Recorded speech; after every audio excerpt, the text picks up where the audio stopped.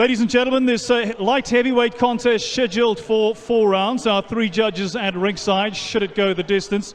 Ben Ngapai, Tabus Pampul, and again Miss Dawn Bench. The 3rd man in the ring, our fight referee, when Coleman Molefi's opening bell goes, is referee Toto Shweni. Introducing the first of the 2 fighters to you, he boxes out of the red corner on my left. He weighed in at 79.25 kilograms. As a professional, 2 wins and 2 losses. He boxes in the blue trunks with white trim. He headed south to be here this evening from Thohoyandou in Limpopo. Ladies and gentlemen, welcome to the Palace of Dreams, Fulufelo Edgar Ramaliba.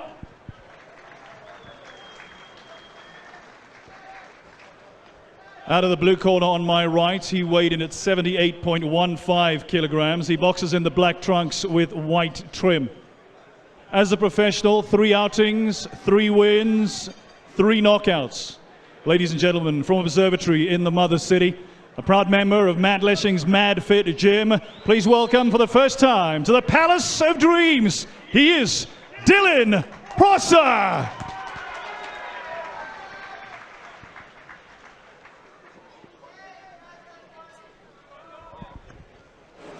Boxers.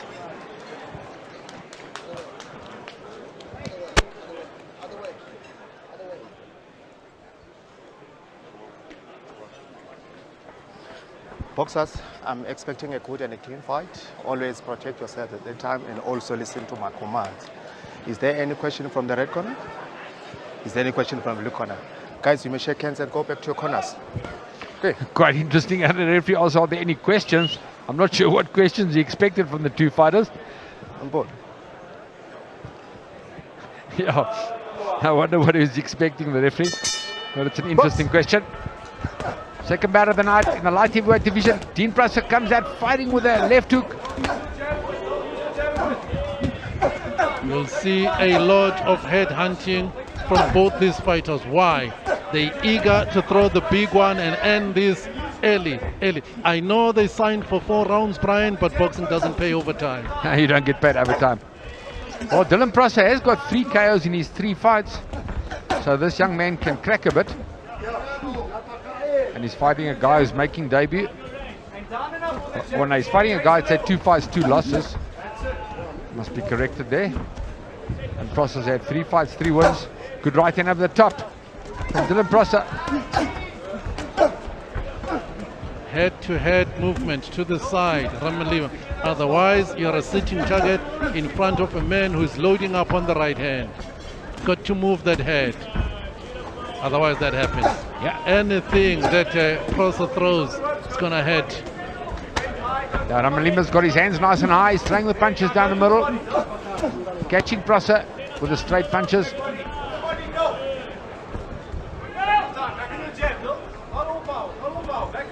Nice to see youngsters fighting in a 4-round fight. They both come to fight. You basically only got 12 minutes of action, so you need to put it on the line. No time for a feel-out round in a 4-round fight. Good jab there from Ramalimba. Prosser throws the right uppercut to the body.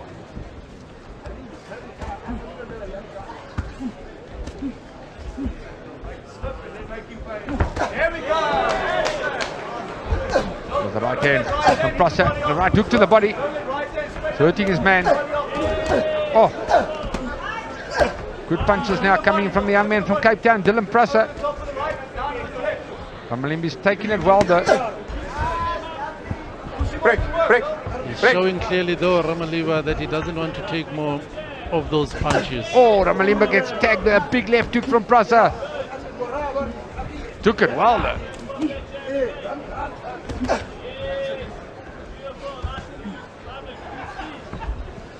Well, I'll tell you what, Dylan Prosser's thrown some big punches and he hasn't hurt Ramalimba yet, I suppose. If you're Ramaliva, you don't want to be taking all those punches, particularly this early in the fight.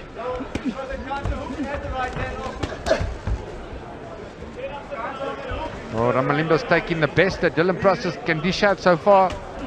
And he's the one who is taking the fight to Prosser. Prosser very content fighting off the back. 10 seconds. Last 10 seconds of round number 1. Break. Well, Break. I'd Don't say push, it's a don't Dylan push, hey, Prus don't around, push. but I must Box. say, Ramalimba has come to fight. Stop. No doubt about that.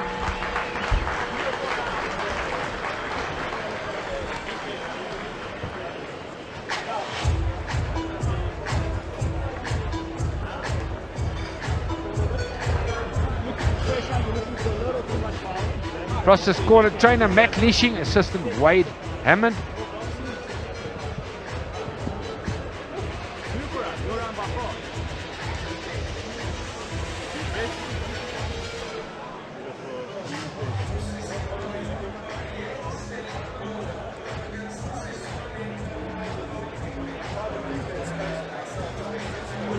When he swings with a wild right uppercut and a left hook, is Prosser. That's a good right hand. Slip the jab and whip. That's Box perfect. That's textbook style. You slip that jab and you whip the right hand in. Box. So a good opening round in the light heavyweight division. Fulafelo Ramalimba against Dylan Prosser. Again, it's Ramalimba who's taking the fight to Prosser. Swinging those big right hands. Break. Boxers, break. Yeah, Ramalimba's a tough guy. Takes it well. They're fighting in the light heavyweight division, Brian, yes? Yes, light heavyweight division. You see most of that extra weight around the waist of Ramalimba. Yeah, he's definitely very overweight. Should be fighting in at super middle at least. I think even Dylan Prosser is quite short for the weight. He's got big legs, Prosser. But I would fight super middle. Try and make it if I was... Break.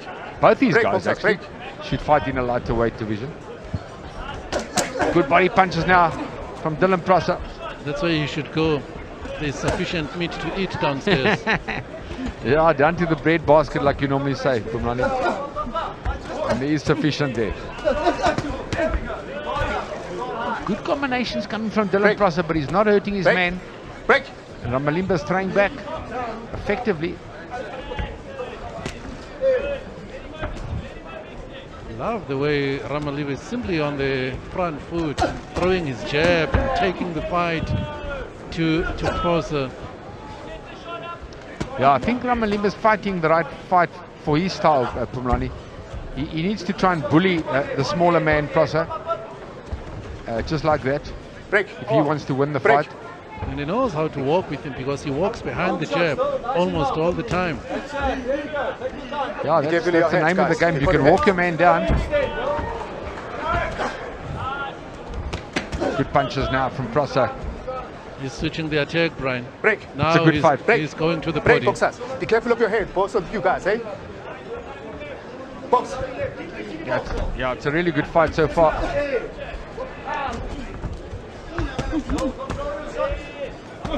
This is actually nice to see, Pumlani, when you get a guy like Dylan Prosser, Don't push. that's Stop, don't 1-3 push, eh? and It's 3 for the by second time. KO, Don't push. and he goes to the next level Box. against a guy who can take a crack. That's what you want to see. And also you need the rounds. Yeah.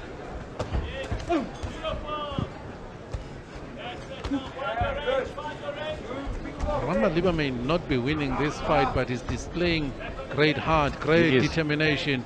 He's a formidable 10 opponent. seconds. Yeah, he certainly is. He's come to fight.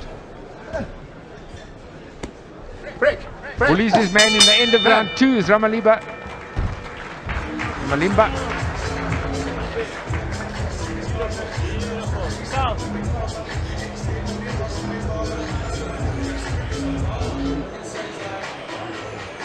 Trainer John Namakondi, Ramalimba's corner.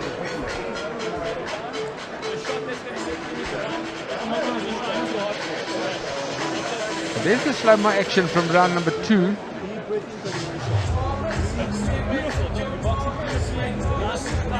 And landed some good combinations this Prosser. But never even, I didn't see Ramalimba flinch yet.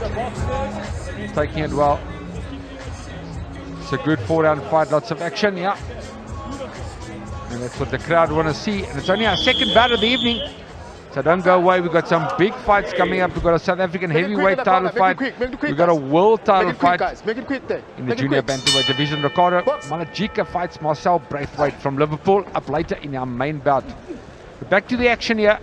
Good fight. Ramalimba against Prosser.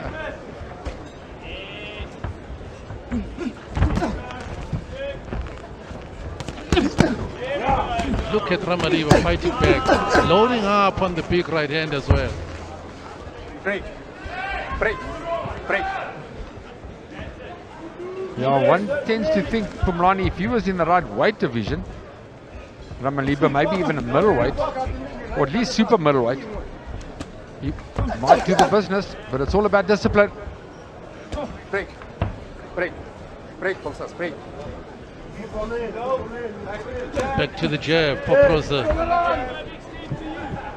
And he's taking every good punch that Prosser's throwing. Ramalimba and just coming forward. He's actually winning round 3. Break. Boxers, please stop holding. Stop holding, both of you. Box. Both fighters want. Ramalimba having a brilliant round here in 3. Prosser's taking his foot off the pedal. He's got a bloodied nose. And he doesn't seem to be hurting Ramalimba at all. He's being made to work the pressure style of Ramalimba, causing him to dig deep. I'm warning you. Box. Yeah, the referee warns him again. There'll be a point taken away. He can't afford that. He's doing so well here in round 3. It's going to be 2 rounds to 1 after this round. That means he's still in the fight, Ramalimba.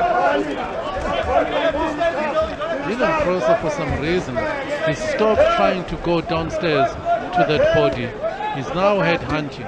Break, boxers. Yeah, break. exactly, Pumlani. He should be whacking the body. There's a big body to hit there with Ramalimba. Big target. But it's a good round from Ramalimba. He's putting on the pressure. He's bullying his man. Break. And he's showing no respect to a guy that's 3-0. Break. Which is what you're supposed to do. You don't need to show respect to any fighter, because if you want to win a world title, you've got to beat the world champion. Oh, good left hook from Prosser. Got to try and work the body a little bit more though, Brian. Yeah, he's got to work the body, Prosser. He's taking his foot off the pedal, Pumlani. There's no body punches in round number 3. Oh, great right hand from Prosser. Oh, and a left hook. Wow. It's not going to win him the round, but it's Break, boxers. really got a reaction from Ramalimba.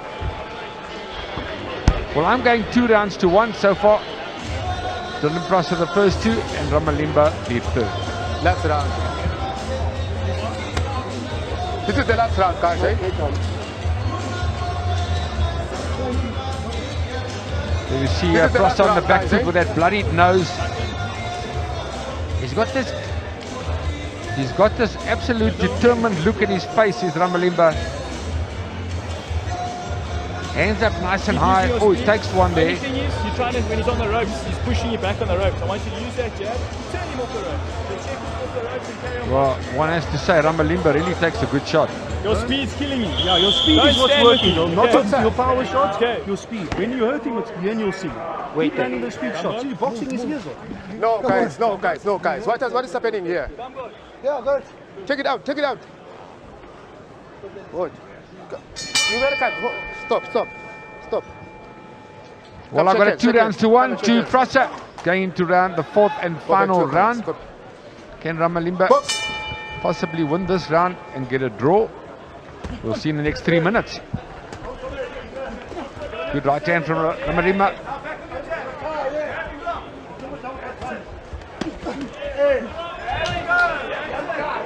Ramalimba is here to fight. Again, that fighting style.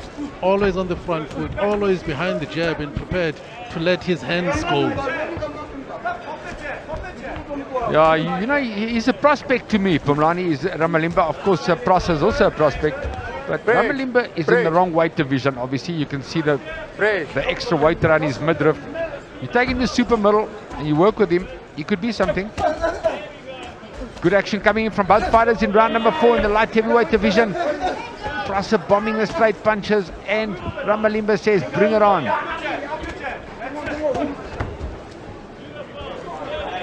Break. Break. Well, there's 2 minutes left. I don't know what the judges have got, but it's close. Break. You are holding. You are holding. This is for the last time. Eh? This is for the last time. You don't want that. Then the referee now saying it's a final warning to Ramalimba for blatantly holding to affect the scoring of oh, he takes a good right hand again. It doesn't even flinch, Brian. He doesn't, Pulani. Break. Yeah, I was going to say either Prosser doesn't hit that hard or Ramalimba takes a great shot, but I think it's Ramalimba takes a great shot. That's right, sir. Prosser's got 3 KOs already, and he's a stocky young man. Good fight, a nice 4-round fight. Break. Break. And a minute left in the final round. Ramalimba against Prosser. Yeah, I'm going to go with Prosser being ahead on points so far in this round as well. But it's a nice fight. Break. It's been lively from the opening bell. Yeah, it has, hasn't it? The work rate's been incredible. You can't ask for more from these 2 youngsters. And both of them get the rounds much needed in professional boxing. Absolutely. It's not a bad thing to go 4 rounds as a prelim fighter, because you need rounds. And Prosser, who's 3-0 with 3 knockouts, definitely needed a tough fight like this. Seconds remaining in the final round. Yeah, nice fight. 10 seconds. 10 seconds. 10 seconds. I've got Prosser winning here on points. But Ramalimba showed absolute massive heart, courage. Thank you.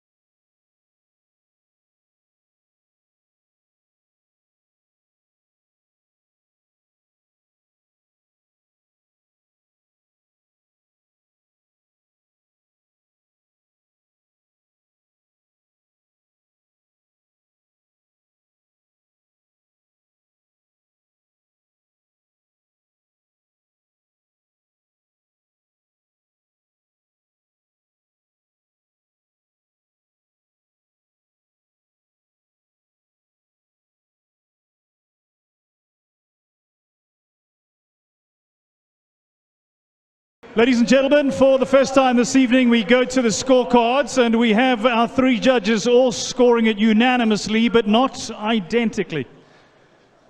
Judge Ben Ngapai scored the fight 38-39.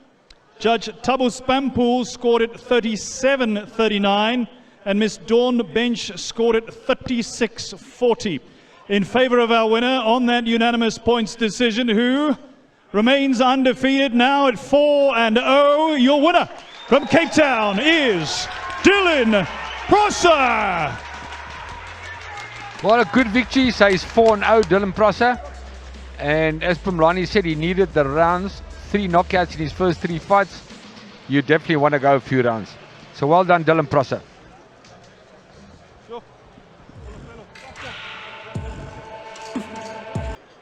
Ladies and gentlemen, the 3 judges scoring this bout, scheduled for 4 rounds, as I said, in the light heavyweight division, are judges Tando Tamlashe, Simon Mokadi, and Rian Janssen van Rensburg.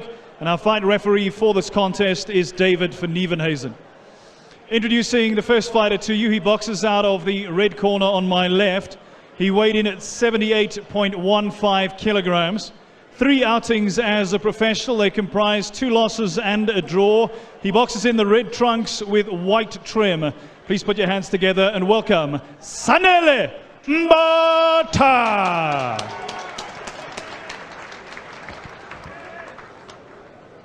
Out of the blue corner on my right at 78.85 kilograms. Making his debut this evening as a professional, he is 0-0 from 0. Ladies and gentlemen, fighting out of the West Rand of Roodepoort, Gauteng. He boxes in the black trunks, and he is Clifford Lowe.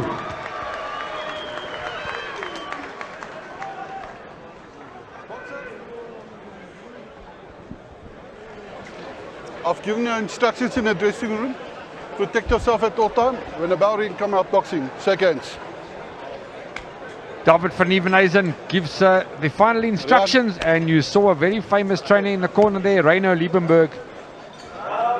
And Reino Liebenberg is making his debut as a trainer, and Clifford Lowe, his fighter, is making his debut as a fighter, of course, fighting under the southpaw stance. Mbata in the red and white trunks. 40 amateur fights. Wins, 6 losses. Sorry, Pumlani, big left hand from Lowe. At his southpaw stance. Stop, stop, stop. Clifford, pas op dit jou skouer, né?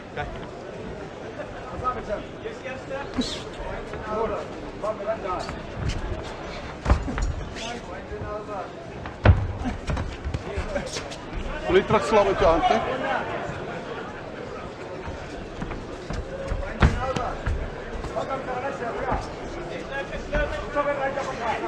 All the wrong areas for Mbata, at least for now, and that's why it's easy to catch. And Mbata needs to start working. Stop! Break! Box!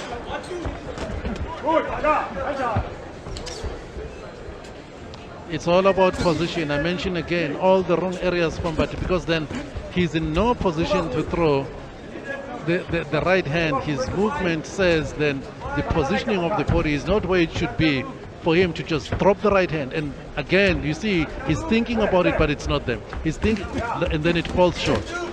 And the right hand is the right punch to throw for a southpaw. Against a southpaw like Clifford Lowe. Throw the right hand down the middle. But Mbata hasn't done that yet.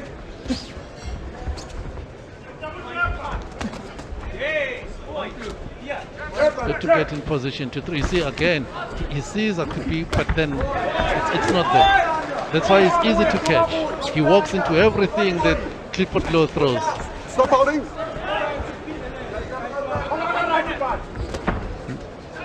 Lowe looks like he's a decent puncher. Takes it well so far, is Mbata.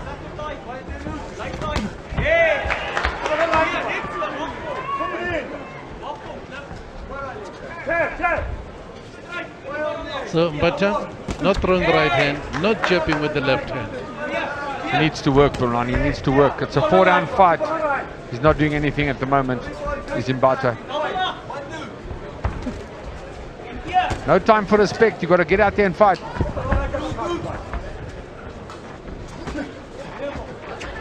Stop. Good punches there from Mbata. Let's cover. Box.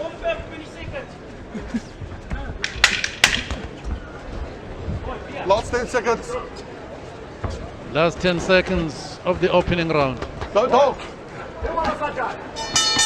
Well, a good opening round for Clifford Lowe. Work rate was a bit better.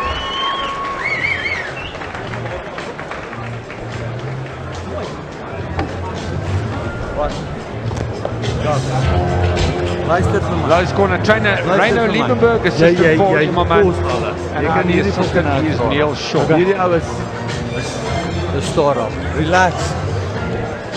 Dit al iets rokkies aan. Jab, jab, jab, dip hoek.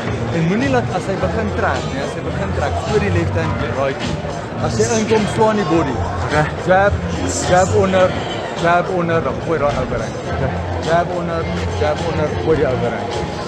Jy het hom. There you hear that advice from well-known trainer Reino Liebenberg. He says jab to the body and whip the overhand right.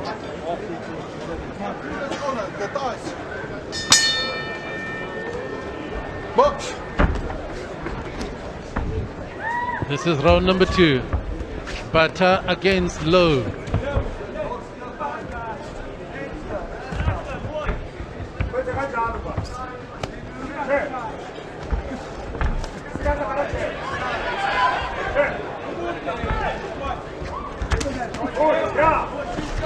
Stop. More confidence at the start of round 2 Don't push on the side of Sanel Mbata. He looks to be more settled now.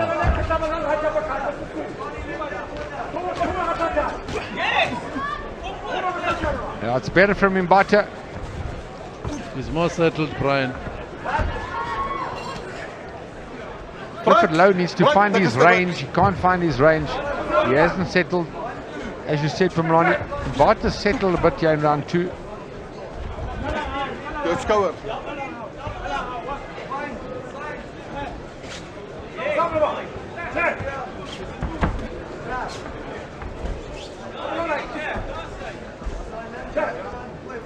Both fighters then in round 2 lazy with their jabs. Meneer Fassani, don't hold.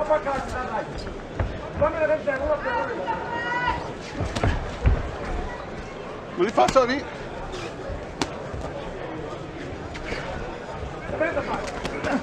Combinations from Lowe.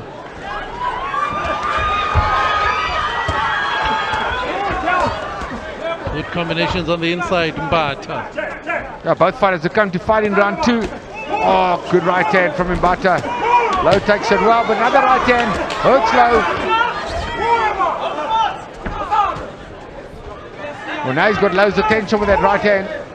The mistakes of round number 1 by Mbata have been quickly rectified. Gets in position now and drops the right hand against the southpaw. Mbata's landing good combinations in round 2.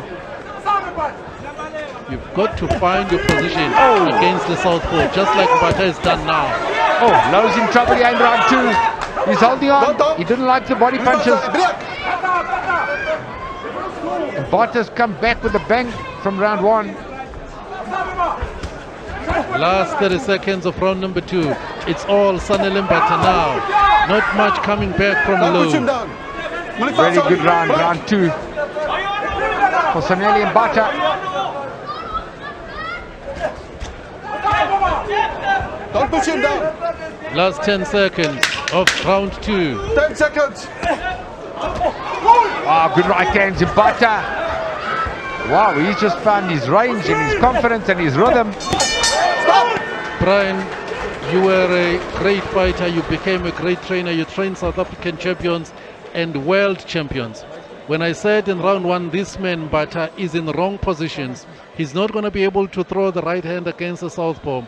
Goes back to his corner, they rectify that because it's all about, against the southpaw, the range, the position. Otherwise, the right hand's going to keep falling short. He's rectified that now. You can do it on the hand pads. You can do it also with the shadow boxing in the gym to get your angles correctly. And now he's got it. Look at the replay here. Yeah, perfect. Summed it up perfectly, Pumlani. He's closing low down and letting that right hand go down the middle. And that's exactly what a southpaw doesn't like. So, yeah, good work from the corner, from Sanele and Bouts, giving their man advice to throw that right hand, close the gap and throw the right hand. So it's 1 round each. We have a real fight. You fought a man called Zita in KZN, Lucky Samba. You corrected those in the gym with Jimmy May during the week so that then he knew what was happening. This is round 3 now. Stop. You like Lucky Samba, Pumlani? Okay, box.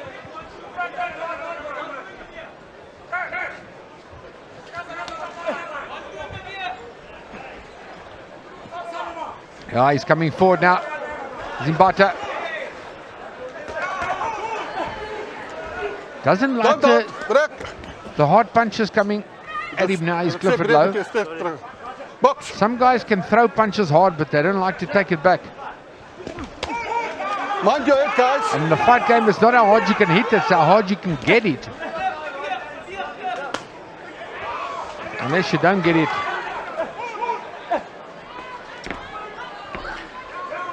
Don't push him. The man who's imposing his game plan right now, it's Sanele Mbata. Big punches. He's fighting a good fight now, Pumlani. He's just changed his whole game plan. He's Mbata. And Lowe's kind of, he's lost the plot here. He had a good first round, Lowe, and don't know what's happened since then, but it's all Mbata. Doesn't like the pressure. It's Clifford Lowe.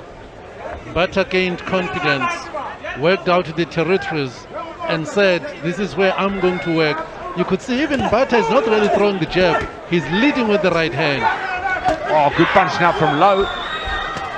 Pick up the punches. Oh, Mbata's taking it well. 1 minute left in the 3rd round.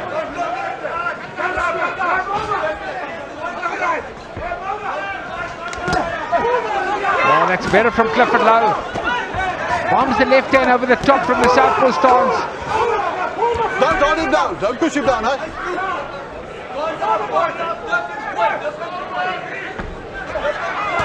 Oh, brilliant left hand from Lowe over the top. Take a step back. Overhand left. Mbata doesn't have an answer to it. That overhand left. It's nailing him all the time. Well, that's the thing that, like we say, a right hand for a southpaw, but an overhand left. A southpaw must throw against an orthodox fighter. That works well too, like Lowe's been doing.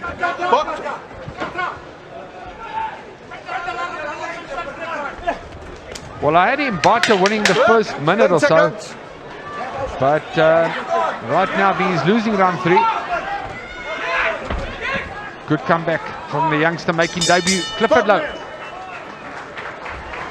So that's possibly 2 rounds to Clifford Lowe, 1 round to Mbata. 4th and last round, seconds, eh? That's it, 4de ronde. 4de last round. This fight could be... No, it just depends what the judges like. It's a close fight. Well, Gert Strydom has now jumped in the ring. You saw Reino Liebenberg leading the fighter into the ring. Now Gert is there.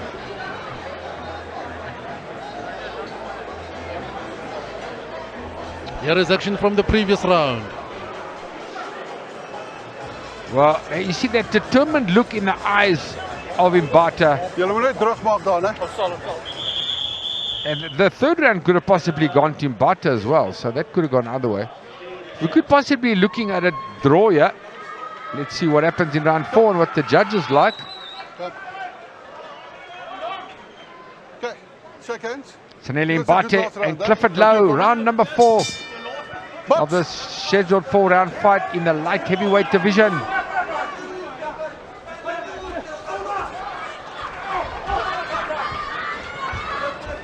Break. Don't use your shoulder, eh?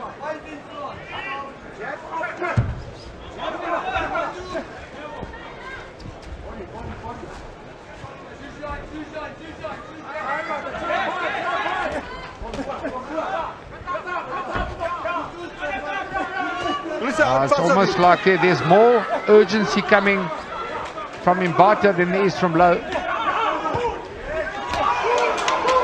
From both fighters, actually, it's a great fourth round, a good fight. Again, Sanel Mbata letting his hands go. Left hand and the right hand. And that's the name of the game, Pumlani. You got to let your hands go. That's why you're a professional boxer. Low misses with the uppercut. Left uppercut doesn't land. It's a learning curve for Low. Pro debut. Yeah, Clifford Lowe's definitely been tested in his debut here tonight.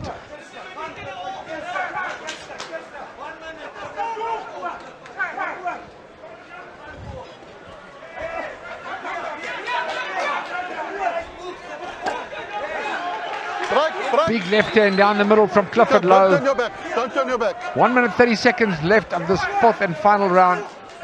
Light heavyweight division.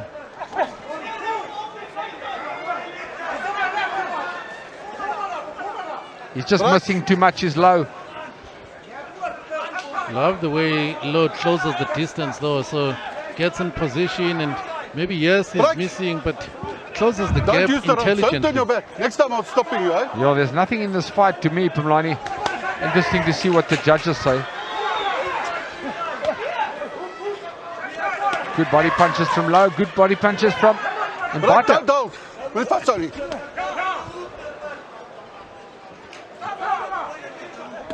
Now it's seconds remaining in the fourth and final round here at Emperor's Palace. This is Powerhouse. Lively 4-round fight here between Mbata and Low. Yeah, we've seen two good fights in a row. Prosser against Ramalimba was good, and Mbata against Low is good. Don't hold his head.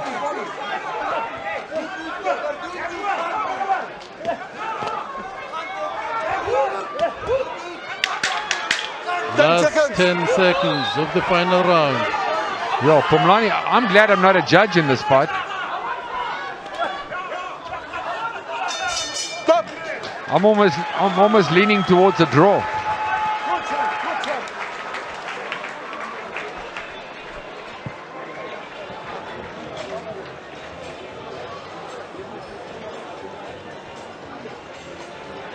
A work in progress.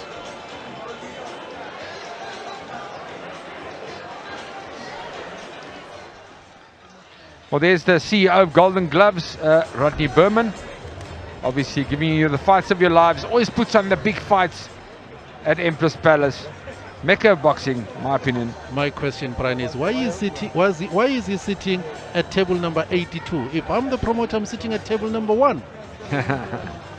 Because he's 81 years old, Pumlani. So they got it wrong. They should have put him at 81. Yeah.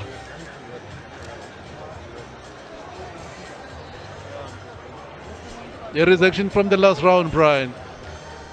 Yeah, tough fight to score. Really interested to see what the judges will score here. I'd like to see it be called a draw, but I'm not a judge. I mentioned then, and you said I like Lucky Sambo, but I like many fighters of yesteryear. But Brian, it was all about the coaching, the teaching, because it's the noble art, it's the science. So it comes down then to your angles, when to throw, the distance. Yes, there's physicality involved, but it's a thinking man's game. Yes, absolutely, Pumlani.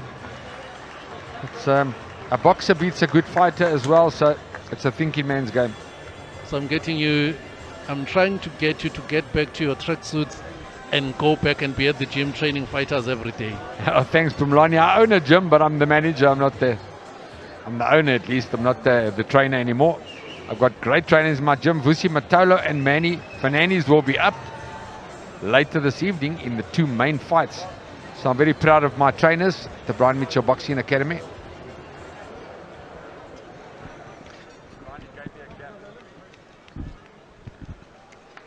Ladies and gentlemen, for the second time this evening, we do go to the scorecards. Our three judges scored it as follows. Judge Rian Janssen van Rensburg scored the fight 39-37. Judge Simon Mokadi scored it 38-38. And Judge Thando Tsamlashe scored the fight 38-38. Your result is a majority draw. There we go. I love that decision. Spot on. Nobody deserved to win and nobody deserved to lose. So nothing better than a draw result for these two light heavyweights. It's a good rematch.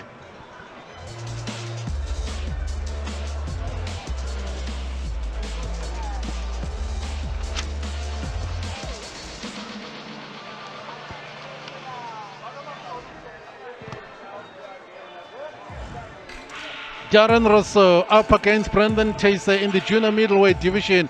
Fight is scheduled for 10 rounds.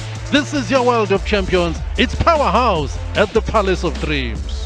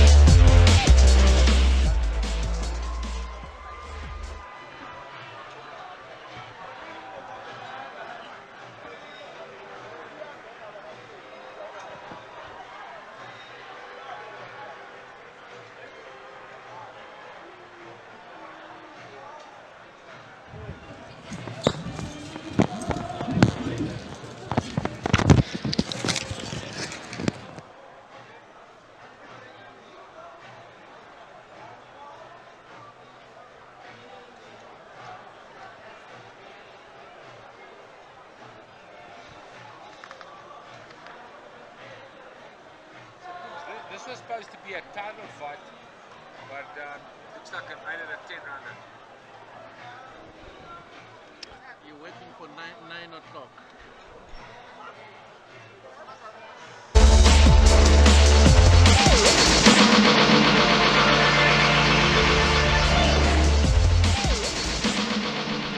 Welcome back to Emperor's Palace. This is the Palace of Dreams, and tonight it's Powerhouse, brought to you by Golden Gloves Promotions. You've seen Rodney Beman, of course, the CEO of Golden Gloves. He's ringside tonight. It's fighters that are evenly matched, and the next bout is going to prove just that. We've mentioned the numbers. We've mentioned how quickly the fans brought this place to a standstill as soon as it was said that the ticket sales are open, and they're here in great numbers again. Reino Liebenberg, that's the family, the wife and the son at ringside. They'll be happy then the father made a debut as a trainer. The fight has ended in a draw, but they did not lose. It's dinner time at this Box and Dine Powerhouse here at the Palace of Dreams. They are fight fans. They love and live boxing. Darren Rousseau up against Brendan Taser. Rousseau is 24. Taser is 29, making his debut in 2015. Rousseau in 2019. The height slightly favors Brendan Taser, but you could see there are no problems at the official weigh-in yesterday, with the both of them tipping the scales and showing yet again that when it comes to preparation, the both of them, look at Rousseau, 69.30 kilograms, no corners cut when it comes to preparation for tonight. The weigh-in, the official one, held here around midday at Emperor's Palace. Brendan Taser, look at that weight then, 69.80, well within the junior middleweight limit of 69.85 kilograms. Remember, Brian, many fighters sometimes get it wrong. You just have to make the weight here on the scale. Sometimes fighters kill themselves long before the day of the weigh-in, and by the time fight night comes, you are really drained. So you're seeing the professionals how they do it. You just have to beat the scale at this minute. Yeah, absolutely, Pumlani, which is, like you said yesterday, 12 o'clock here at Empress Palace. That's the only time you have to make the weight. And you can make the weight by 1 ounce under the weight, which is fine. You don't have to kill yourself to make the weight. But most fighters are taking off a lot of weight. It's part of the fight game. Here is the tail of the tape, Brian. Yeah, well, Tyson, you can see the very experience of the two. 20 fights, 15 wins, 4 losses and a draw, where Darren's had 9 fights. Good record, 8 wins, only a single loss, no draws. KO's 4, Tyson's had 12, he's the bigger puncher. So it's a big fight. It's a step up for Darren Rousseau. Brandon Tyson was beaten by Shavante Koopman in this very same ring. He wants to come back in style. Darren Rousseau wants to go to the next level. It's a big local fight.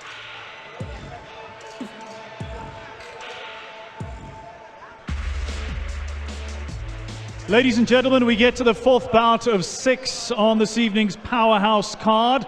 It comes to you from the center courts at Piermont Global's Empress Palace. Promoted by Rodney Berman's Golden Gloves with the compliments of World Sports Betting. And it comes to you on your World of Champions, the home of boxing, Supersport. This bout now scheduled for 10 rounds. If you could please welcome into the ring the first of our 2 fighters. He is Darren Rousseau.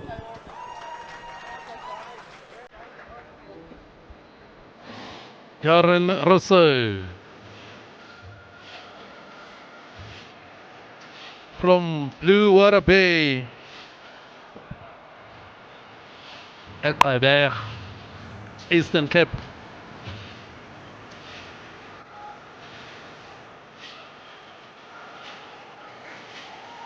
That professional debut for the Destroyer, 2019 against Ramzi Hlungwane. Won by technical knockout in round number 4.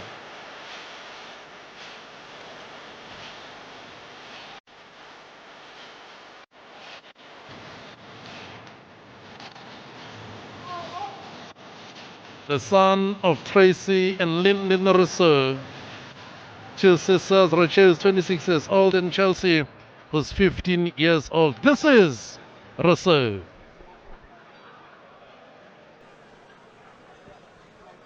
Introducing the second of our 2 fighters, he is Brandon Tyson.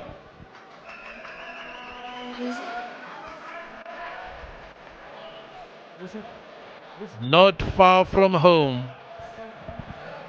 He's fighting here at the Palace of Dreams, Emperor's Palace.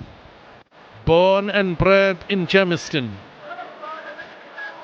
a town not far from this very arena.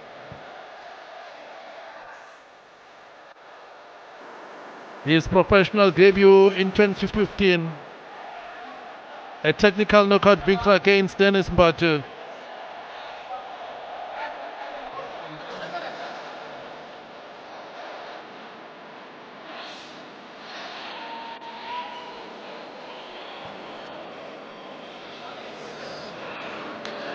Coming in 3, yeah. Coach, take ya. Fast guns. Brandon Tyson. Ladies and gentlemen, this junior middleweight bout is scheduled for 10 rounds. Our 3 judges at ringside, Tando Tamlashi. She's joined by Moledi Malukani and Ben Ngapai. Our referee is referee Rian Janse van Rensburg.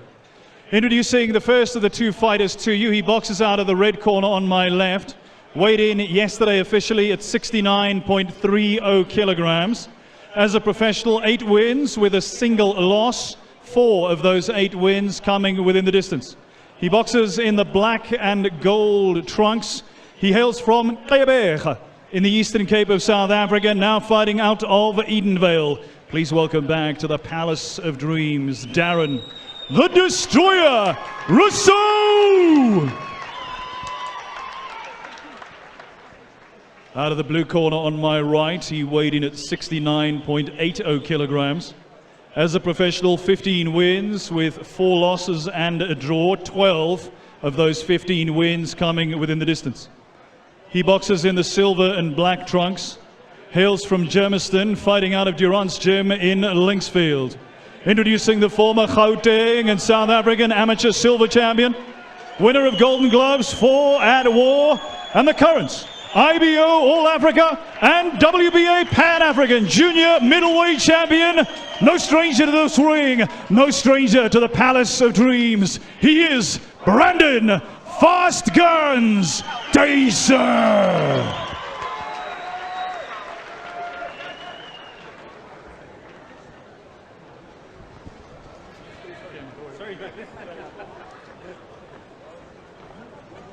In the dressing room, you always obey the boxing rules, listen to my command, protect yourself, shake hands, enjoy your fight.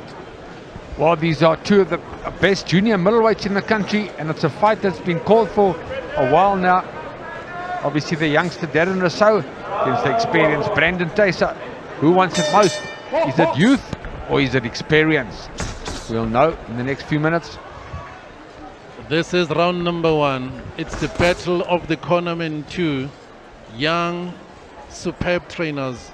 Vusimtolo Rousseau, Damien Durant, Taser. Yeah, you've got two of South Africa's top trainers that know what they're doing. They've obviously brought their 2 charges in fantastic physical condition. You'll witness the art of the Taser jab. You'll see Rousseau trying to slip the jab, working opportunities for himself with the left to the body and throwing his own jabs as he's making room to come in and throw the right hand. Oh, good jabs so far from both fighters. Throws a nice right to the body is Taser. Darren throws the right to the body as well. One for you, one for me. It's the Taser jab that Rousseau must find a way to get past. It's gonna be in his face all night long. There it is. Good punches landed now from Taser. Brian is gonna keep touching him with those long arms. He's gonna keep touching him like that with the left hand. Yeah, that's what Taser does. So if Darren finds an answer to that, if he's able to slip the jab, counter, then Taser is in trouble. Yeah, I think Darren's got to put his man under pressure. You can't allow Taser to dictate the pace. If Taser makes you go backwards, he's very dangerous. But if you push Taser backwards, well, he's beatable. As Shavante Koopman proved. Oh, good work from both fighters. Oh, brilliant combinations now from Brandon Taser. He set the trap, Brian, invited Rousseau on the inside, and then started throwing the big bombs. Stay back.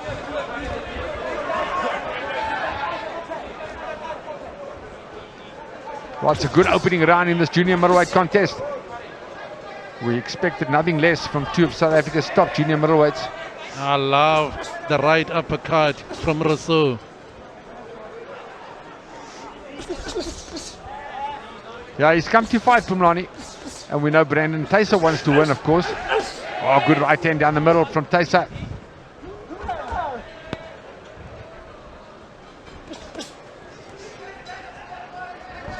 You can feel the tension here at Emperor's Palace in this fight. You can, Pumlani. The crowd are waiting for 10 some seconds left. big movement. Good opening round from both fighters.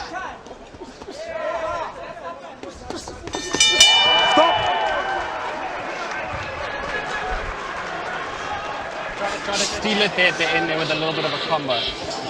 Rinse and switch ya.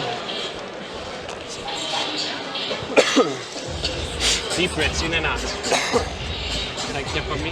Taser's corner, Damien Durant, Anson Kazembe. Blow it. Good. Blood in the step.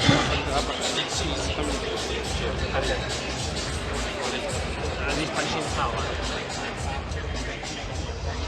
Good jabs. Well, those jabs will possibly win Taser the opening round.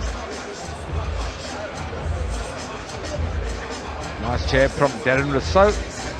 Close round, possibly shaded by Taser.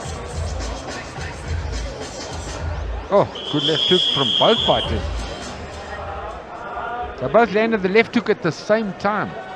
Round number 2 of this junior middleweight contest. If you've just joined us, we're at Empress Palace Powerhouse, brought to you by Golden Gloves World Sports Betting. And of course, live at Emperors.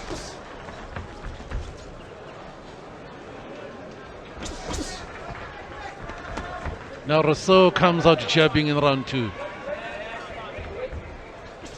Now it's going to be the battle of the jabs, yeah.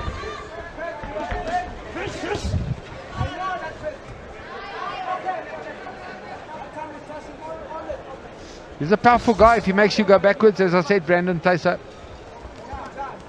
But to beat him, that's what you got to do. You got to make him go back. You got to fight fire with fire.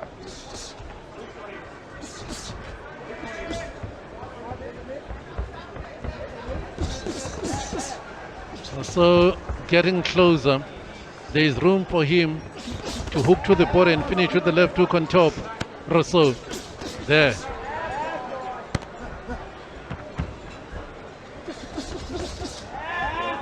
Well, Rousseau's not showing Tyson respect. Different round to the opening round, Brian. He says, bring it on.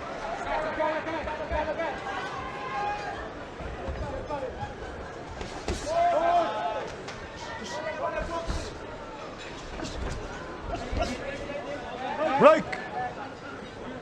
Keep your head up. Rousseau, better movement. The Destroyer putting on the pressure now in the second round.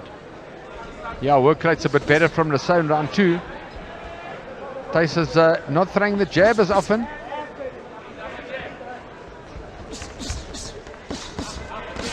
Oh, good work from Darren Rousseau. You can also see Tyson just setting traps for Rousseau, inviting him to be on the inside. Measures him with the left hand. Yeah, nice straight right down the middle from Tyson. Rousseau takes it well.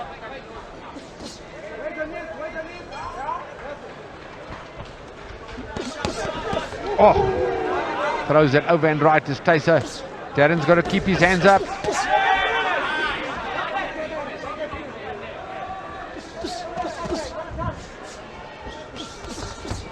Nice fight. Entertaining, a close round this as well.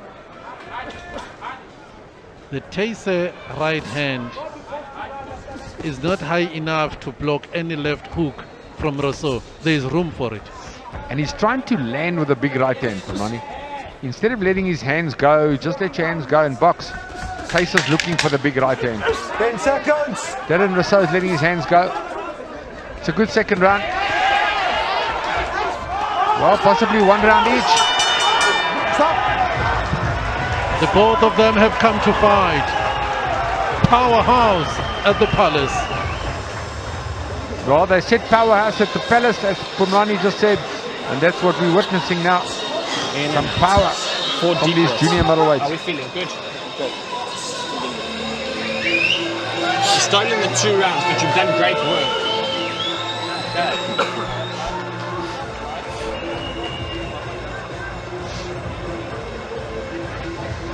Well, there's that right hand that Darren took, but he moved his head now. He moved his head side to side, so he didn't get hurt. And then he came back with some good combinations. And a good Rousseau round.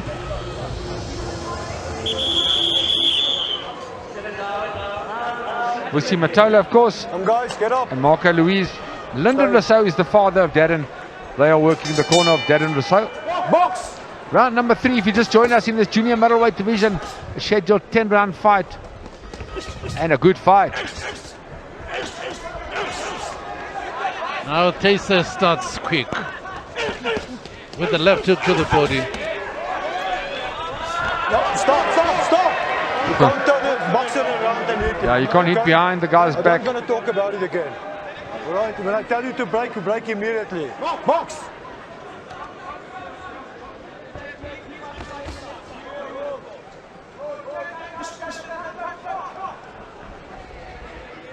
So Tyson wins the early exchanges early in the round here.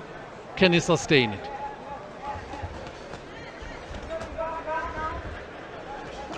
Yeah, Tyson started with a good advantage. But, yeah, exactly like we said, Pumlani, if Tyson's going backwards, he's not looking great. When he dictates the pace like that, then he looks the part. So it's all up to both fighters. I mean, Darren Rousseau's got to do what he's doing right now, and Tayser's got to do the same thing.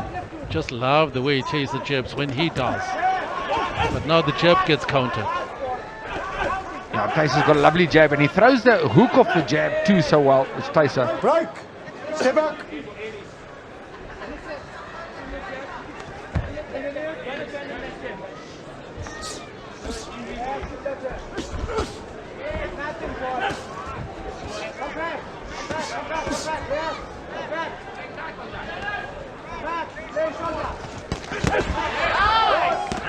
Well, Tayser's drawing Darren in for the uppercut, Right.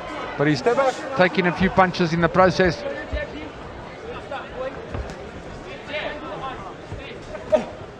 Rousseau is doing the basics right. Because of that jab from Tayser, he knows then to get in, he has to move and sleep side to side, and then he's on the inside, and then he throws his own jab. Yeah, and as I said, Pumlani, in my opinion, Rousseau, when he's going forward against a strong guy like Tayser, looks good. But if you allow Tayser to dictate the pace, which he is right now in the middle there, he'll beat you. Well, another good round, another close round.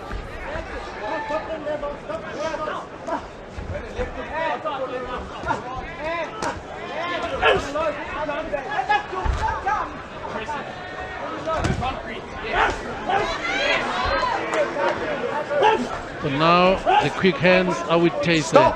Last 10 seconds of round number 3. Can't hold the guy with the one hand. Please, can't.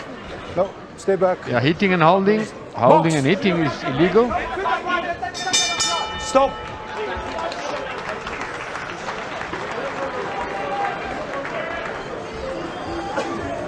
Another close round, possibly Brandon Tayser. We don't know what the judges are looking at.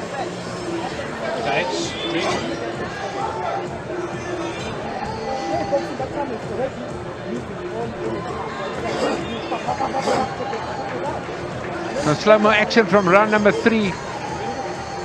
As I said, that's where Brandon Tayser looks good. If he can bully you just like that, then he looks the part.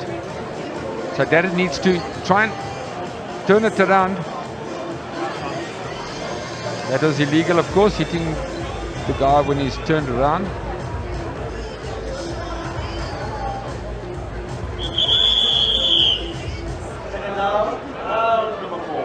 We're getting ready for the next round. It's round number 4.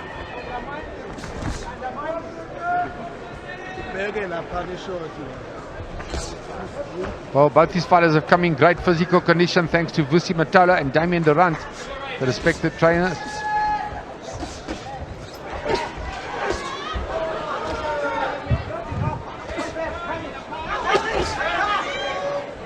We're watching a good fight, Brian. It's a good watching fight. a really good fight. Tayser Rousseau. Yeah, that's what I say, Pumlani. What's it inside You can see both fighters are in such great physical condition. Inside of the glove, but Rousseau was trying the left hook we've been talking about from round 1. So now he's found confidence to go for it. The left hook to the top.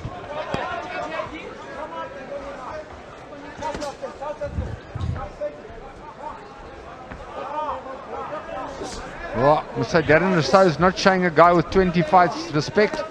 He's come to fight. Guys, don't turn around. And I suppose that's the name of the fight game. If you show too much respect to your opponent, whoever he is, you're not going to win. Good work from Tayser on the inside. And it digs the body solidly there with the right hand, Tayser. Tayser's landing the bigger, cleaner punches. Oh, good work now from Brandon Tayser. Darren fights back. Darren Rousseau Fights back with a smile. Well, just when you think Darren Rousseau's hurt. Tayser was warned by the referee in the previous round. You see how he uses his left hand to hold his opponent off, and the referee hasn't warned him now in this round, but he's persistently and consistently doing it. Yeah, that's illegal, Pumlani, to play. to line your hand up and kind of place your punch like that is illegal, which Tayser does a few times. But it's a good fight, a brilliant fight. Two junior middleweights putting it on the line. Darren Rousseau comes on strong here with 40 seconds left of round number 4. First 2 minutes belong to Tayser.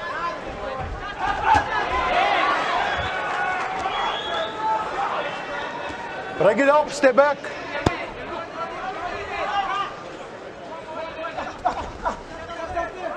Good jab from Darren Rousseau.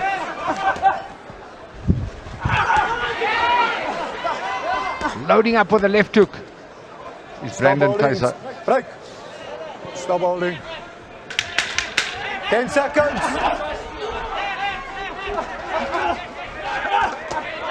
Difficult to separate the fighters in these rounds. They are very close rounds.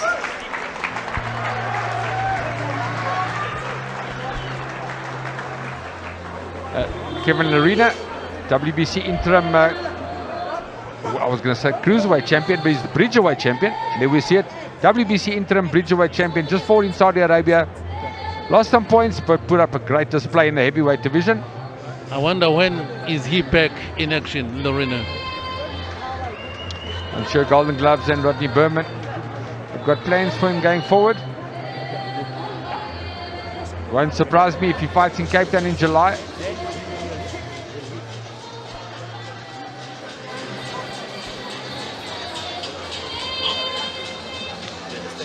When you go forward now, let's apply the pressure onto the, let's get him onto the ropes, and then I want to try the mission on you, okay? Bring your combo. And your combo, eh? Well, going to the halfway mark of this fight, it's a close fight. Possibly Brandon Tayser landing the cleaner punches so far, but it's a good fight.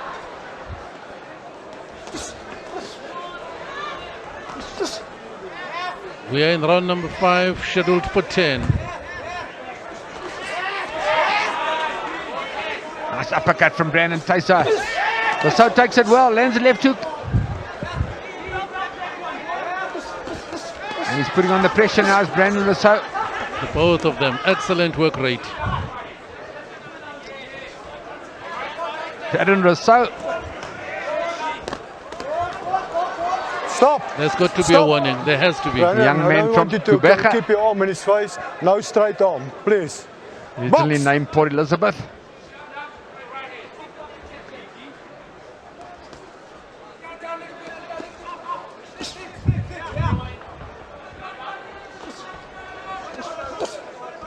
Well, good work rate from both fighters, I must say.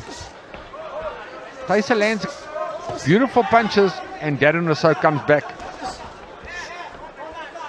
to square the round off. You've got to appreciate the quick hands of both fighters in terms of hand speed. Break. Darren, stop holding.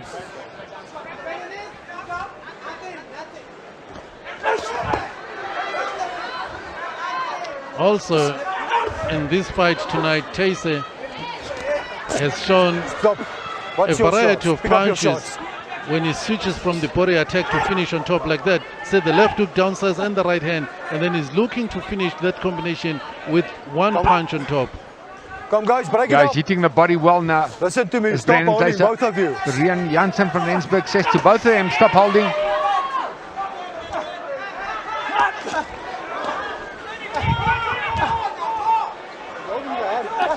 No talking. Oh, Brandon Tayser is, what he's doing, like you No called it, talking. Pamlani, it's illegal holding to your hand. measure your man. So he's getting away with it. And he's landing good combinations now. It's the combinations for Tayser that Come starts guys, break, step back, downstairs. stop holding. Throws both to of the you. body. When he gets closer, you see he wants to throw the right hand on top.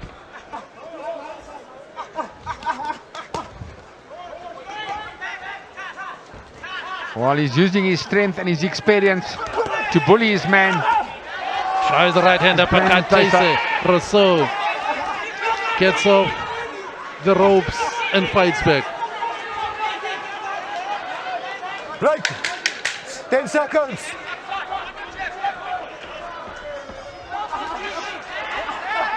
It's a strong Tayser round. Stop. Now, good Brandon Tayser down.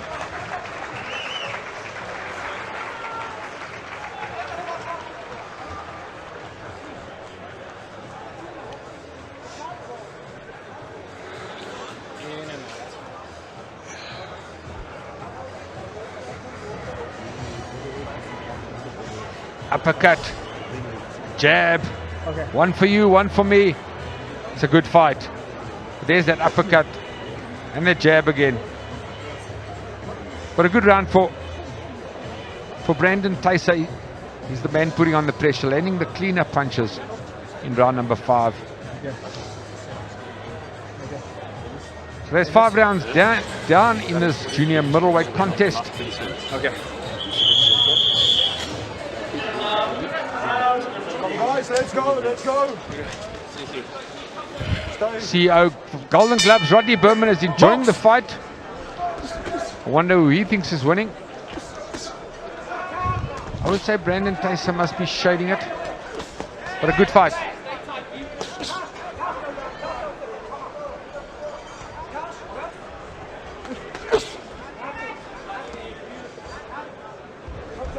Just love the movement of Taron Rousseau, the way he slips punches when he gets on the inside. Yeah, he's fighting a good fight, Publani. He hasn't disgraced himself at all against a experienced former champion in Brandon Tyser. Oh, good punches now from Tyser. Oh, the right hand down the middle.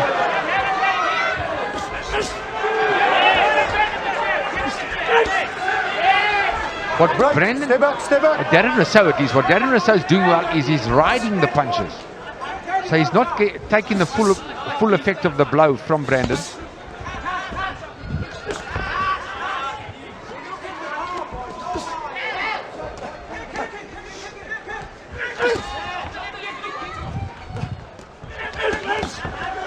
Well, one has to say the cleaner punches come in from Brandon Tyser again. And is looking for that right hand uppercut. Tyser.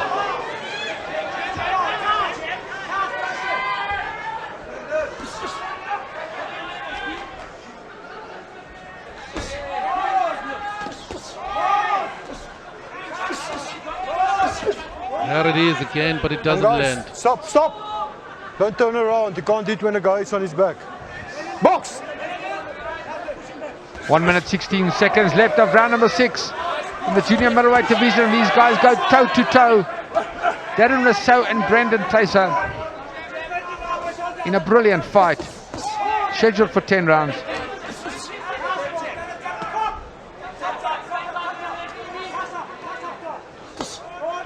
We've seen some good fights here tonight from Lonnie. Explosive fights, well matched as well.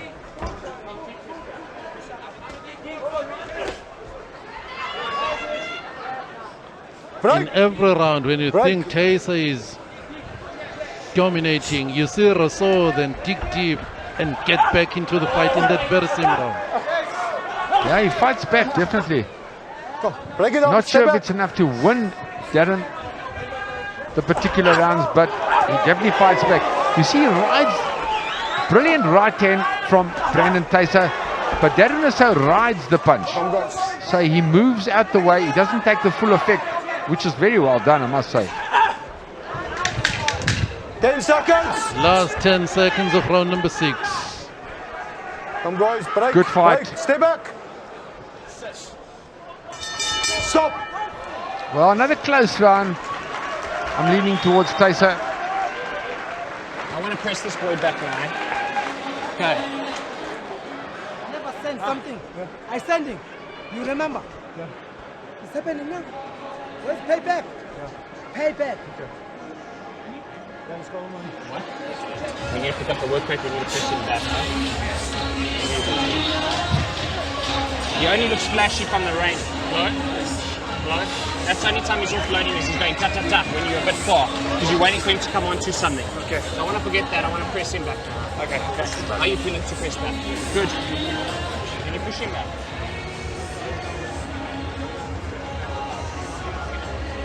Some slow-mo action in round number 6.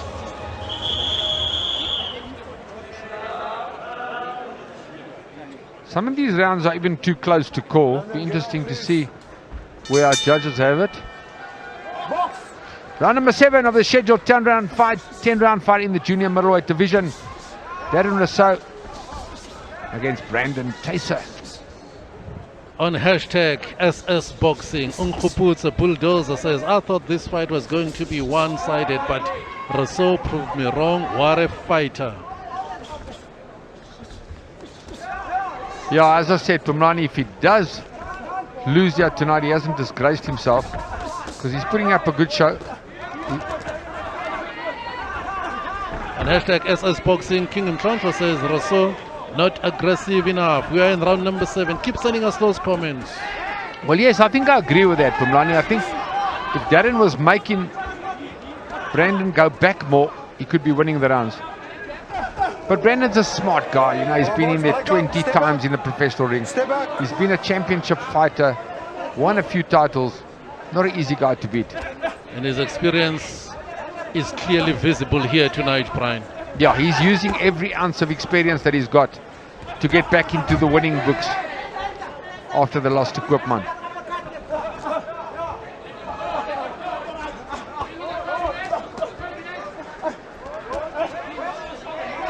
Obviously next level for Darren Rousseau, but he stood up to the plate and he's come to fight. And it's far from over. Break, step back. We're only in round 7.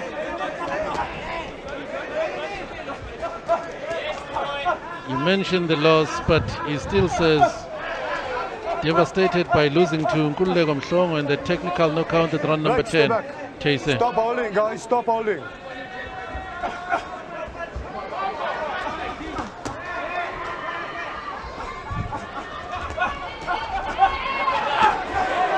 Putting on the power punches now, Brandon. Yeah, Brandon's the aggressor. He's fighting his fight. Come, break up, step back.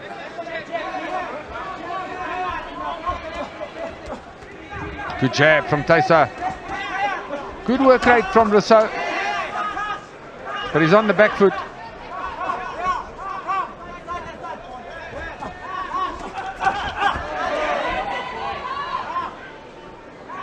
That right hand was effective from Taisa. Tries it again.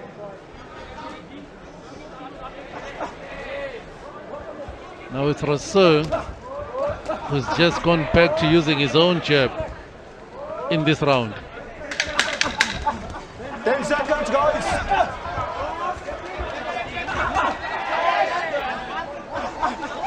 Come, step back, break, step back. Okay, it's fine. Okay, another close round.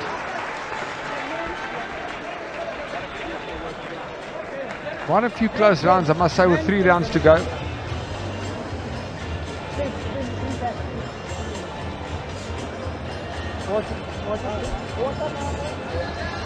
Rousseau's corner, Vusi Matolo, Marco Louise and Lyndon Rousseau, his father. And as I said, hats off to these 2 brilliant trainers, Vusi Matolo and Damien Durant. They brought their 2 fighters, Darren Rousseau and Brandon Taisa, in brilliant physical condition tonight for this 10-round fight. Show me. My boy, your life is here. I'm telling your life now. You understand what I say? Yeah. Fuck this guy. Yeah, no.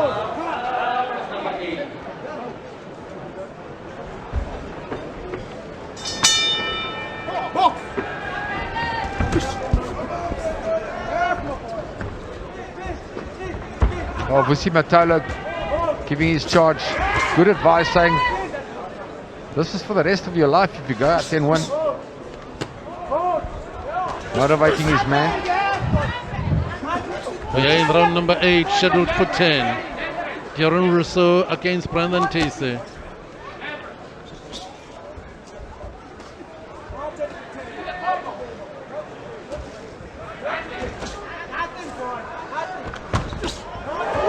Oh, what an uppercut from Taisa. It's been in the works all night, the right hand uppercut from Brandon Taisa. As you said, Pumlani, showing that wealth of experience. He draws you in and he whips you with the right uppercut, is Taisa. That's where the experience comes in.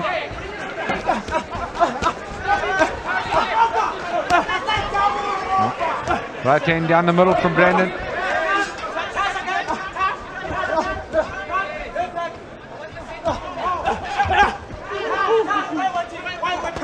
We're yet to see Rousseau try and work Taisa's body tonight. He's thrown very few body shots, Rousseau. Yeah, hunting almost all the time. Yeah, spot on. He hasn't been hitting the body. No time to clown now either. He's got to work.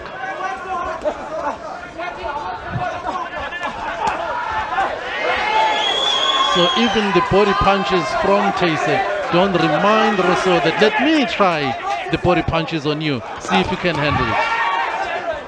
It's a good fight. It's competitive. But so far experience is controlling. Good work on the inside from the young man, Darren Rousseau. Well, they're both young men, 25 and 29. Come guys, step back, break.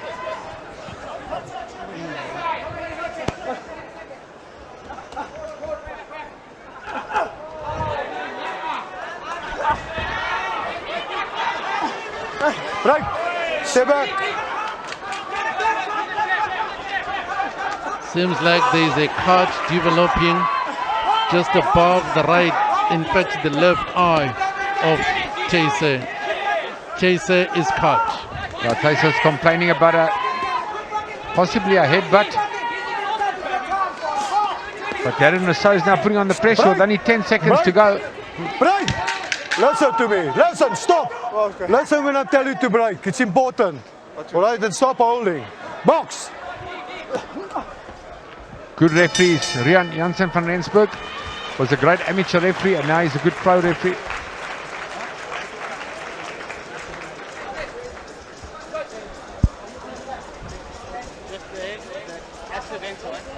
It's the uppercut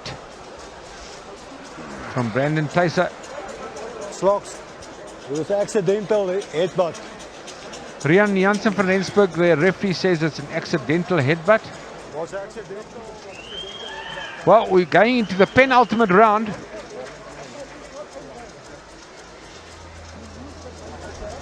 And there is that accidental clash of heads. Be a little bit quicker, okay, boy. Deep breaths, in and out. Okay.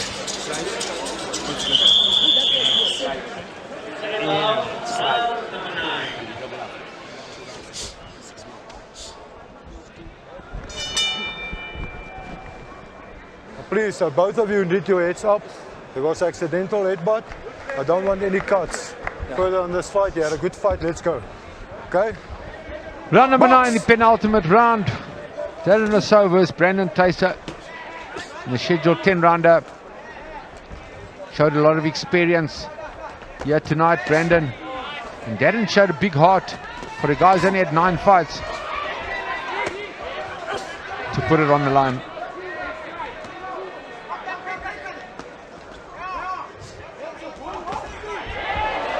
I got caught, big left hand from Taser. Amazingly, Rousseau has taken some big shots very well here tonight. Yeah, he has, Pumlani. He's moved his head very well. As I said, he's been riding a lot of the punches. He hasn't taken them full on. So he hasn't felt the full power from Taser. Thank you. A good fight from both these guys.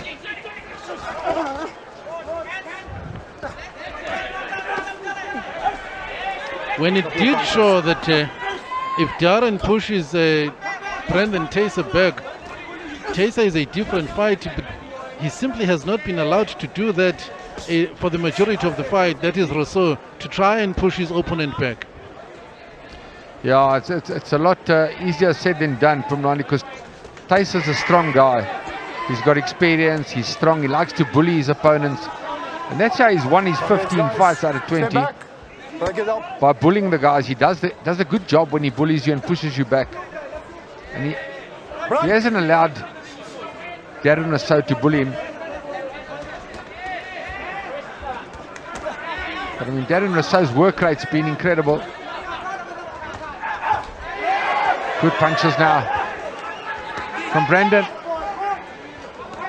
When he does that, Brandon, he puts his whole body weight behind his punches.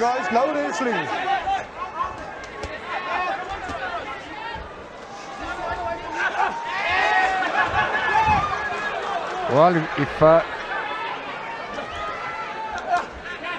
Brandon Taser thought it's going to be an easy fight, it's definitely not.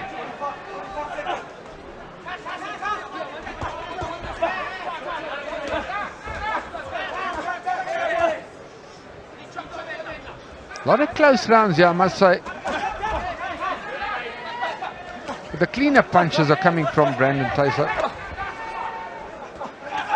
He's dominating many exchanges there, Tyson. With right hand down the middle from Tyson. Absolutely brilliant. Darren Rousseau says, bring it on. 10 seconds.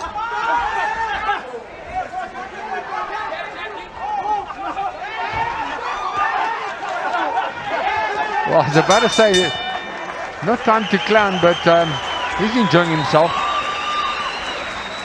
Is Darren Rousseau.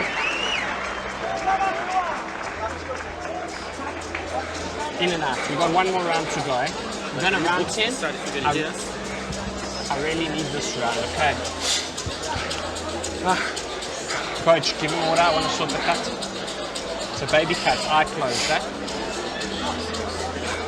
Okay.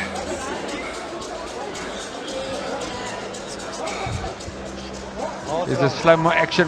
Oh, nice left hook from Brandon Tyson.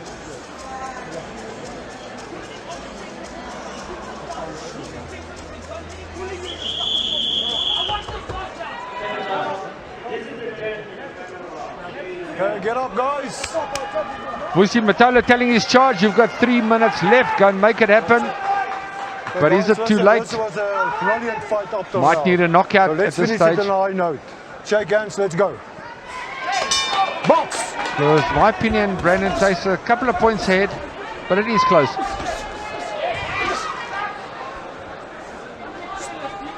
Break!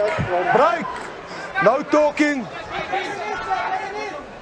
No talking, says the referee.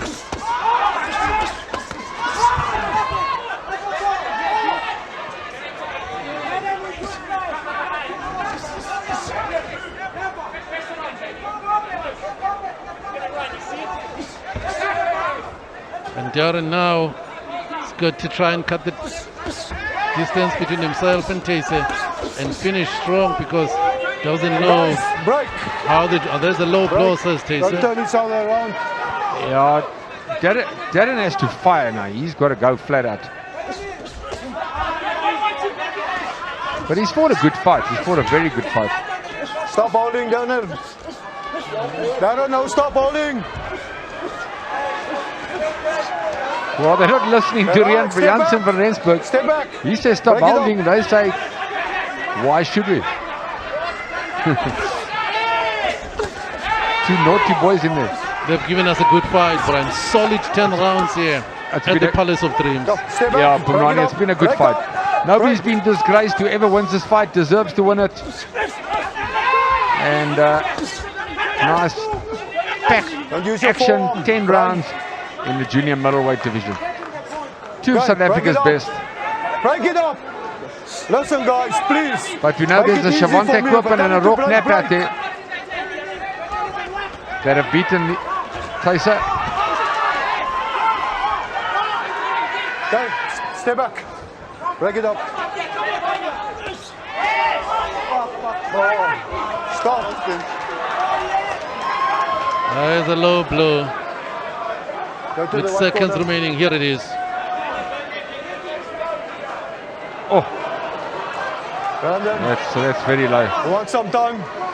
Brandon, you want some time? Well, Give so him the some time. viewers know what actually happens now. When it's a low blow, the referee gives you 5 minutes if you I need you 5 to see minutes. with your punches, just picking up So your let's see punches. if All right? Brandon Tyson will take the 5 minutes. He's allowed to legally. Was accidental.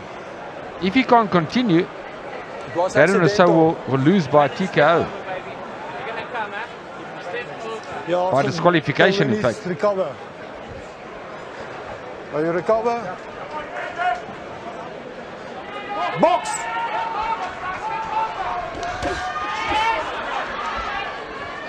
Come, Bryce, break it up. I wonder Well, what it's you two seconds guys remaining, can do. Brian, in the final round. Yeah, it's a close fight, Punani. I think experience might win it for Tyson, but let's see what the judges Guys, you call. have to look at your, pick up your blows, please. It's the last round.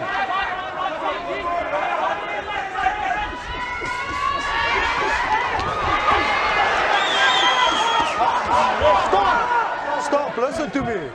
It's the third time now that the guy turn around, then you hit. It's dangerous. Next time I'm going to take a point away. Do you understand? Well, I think the fight's over. There's no time to take a point away. Well, we're into the last 10 seconds of the final round.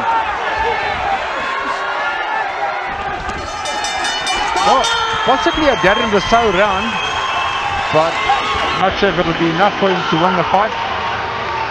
Both corners think they've won the fight.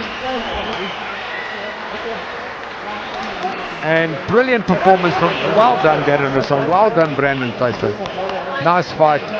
Well done to the trainers, Busi Matola, Damien Durant, Marco Louise in the corner, Lyndon Rousseau.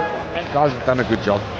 Elvis Bomba on hashtag SS Boxing says, covering opponent face with a glove will get Brandon penalized in most international fights. He needs to fix it. Mr. Cinnamon says, Rousseau, Chase, throwing down, it's fire. There is action from the previous round and there's the low blow.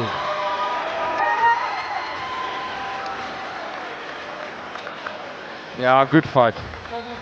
Yeah, that was very, that blow was very south of the border.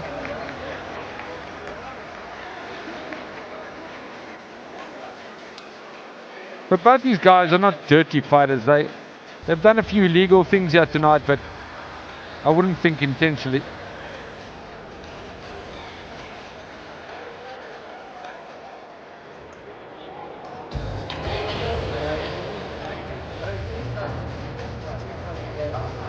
Altaf Pillay on hashtag SS Boxing says, Darren Rousseau is definitely waiting for the closing stages of this bout before he unleashes his fast hands. Are going to show a lot more in the next few rounds. That's why he's called slung at school, because of how he strikes and goes back, says Altaf Pillay.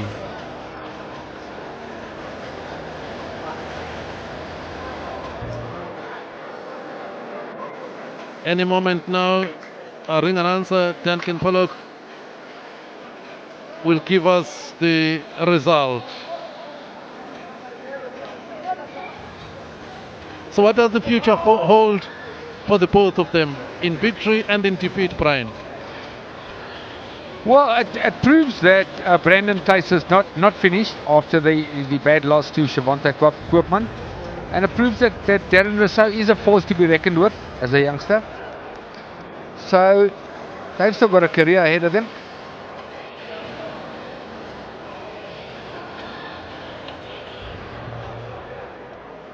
Ladies and gentlemen, for the third time this evening, we go to the scorecards. And our judges scored it as follows. Judge Tando Tsamlashe scored the fight 96-94, Rousseau. Judge Muledi Malogani scored the fight 94-96, Dasa. The third and telling score from Judge Ben Ngapai, 94-96, in favor of your winner on that split points decision from Germiston, Gauteng, Brandon Fastguns Dasa. Well, there you have it, a split decision. That's how close it was. One judge had Darren winning, in fact, by 2 points. So, yeah, good fight. Well done, guys. Competitive, nice to watch. Winner by split decision, Brandon Tyson.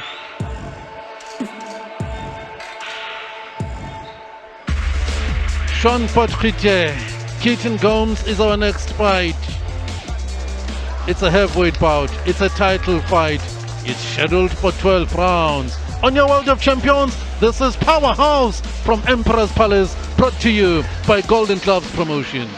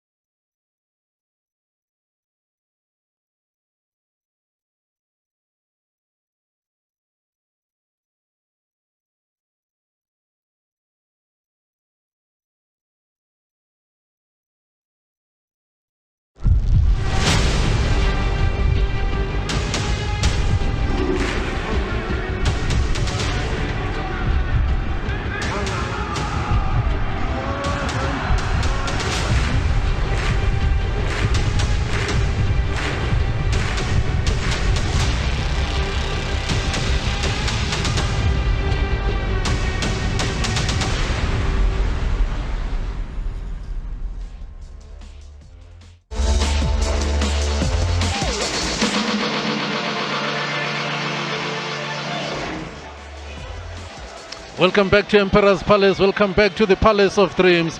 It's powerhouse at the Palace. It's sold out on your World of Champions. It's Golden Glove Promotions. And now we're getting into the land of the title fight. Our next bout is a South African heavyweight title fight. Sean Potgieter against Kempton Gomes. They're anticipating what should be a great fight here at the Palace. Both fighters, of course, you'll see when we show you what happened at the weigh-in. They are both in great shape physically, so it shows you the amount of work that has been done by the both of them in preparation for tonight. Well, Chasing the Sun 2 on your World of Champions. It started, of course, on the 24th of March. It's stories of South Africa, the victorious Springboks, behind the scenes, and there's so much to watch and enjoy. Now for the tail of the tape for our next fight. Sean Potgieter, 36 years old. Kempton Gomes, 25 years old. Potgieter made his debut in 2016, Gomes in 2018. Now Potgieter was 110 kilograms at the scales. Kempton Gomes weighed in at 100 kilograms. That's the reach really at 190 centimeters. That seems to favor just slightly Sean Potgieter coming into this fight.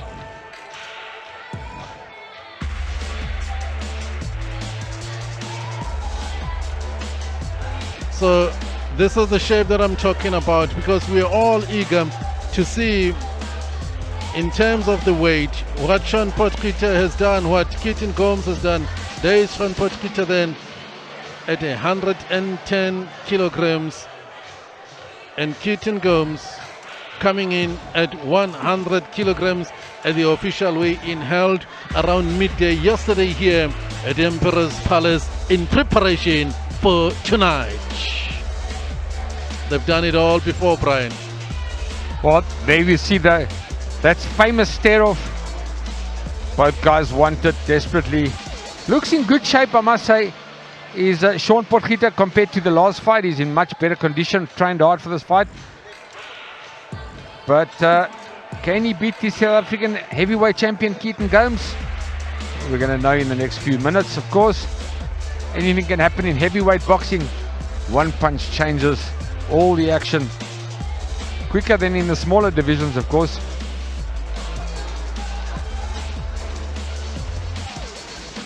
...112 kilograms compared to 101 kilograms.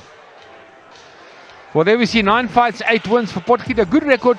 12 fights, 10 wins for the champion. 2 losses, 1 loss, no draws. KO ratio 67%. Slightly higher for the South African heavyweight champion, Kempton Gomes.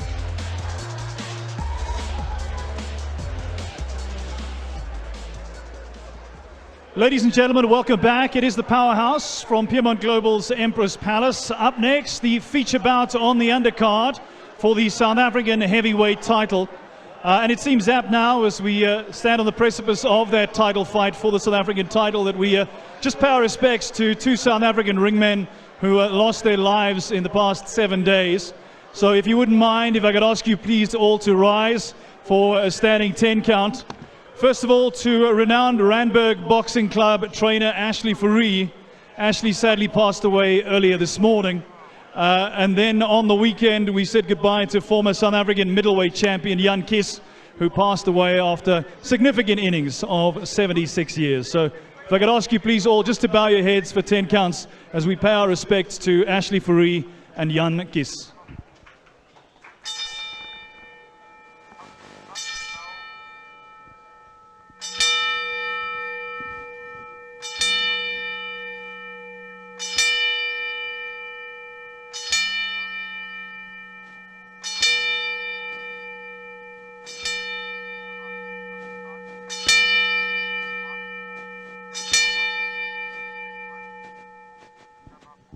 Thank you very much. All right, ladies and gentlemen, as I said, the feature bout on this evening's undercard. 12 rounds of boxing scheduled for the South African heavyweight title. It comes to you on your World of Champions Super Sport, the home of boxing. It's proudly brought to you by Promoters Golden Gloves, and of course hosted here at the Palace of Dreams, Emperor's Palace, with the compliments of World Sports Betting. Introducing the first of our two fighters, he is the challenger this evening. Please put your hands together. He's been here before, and he comes here tonight again. Sean Potgieter.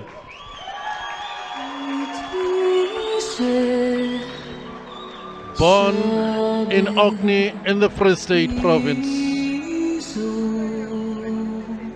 now residing in Brakpan in Gauteng, Potgieter. It was in 2016 when he fought Wikas Lütike in his professional debut. He's 36 now. He won by TKO in round number 3. In December 2023 at Poison's Boxing Club in Johannesburg, in round number 3, stopped Joshua Pretorius.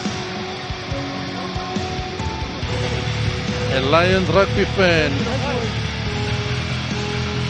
loves his pets, owns at least 5 dogs. He's in the air conditioning business.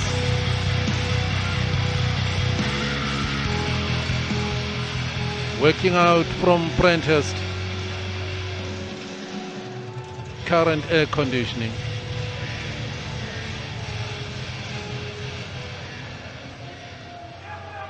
The son of Pete and Hendrina Potgieter.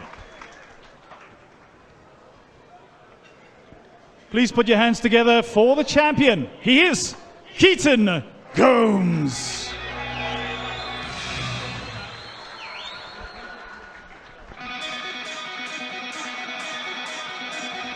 From eThekwini eGagasini kwelika Banana Nomoba, KwaZulu Natal. That's his place of birth, but now he's fighting out of Linden.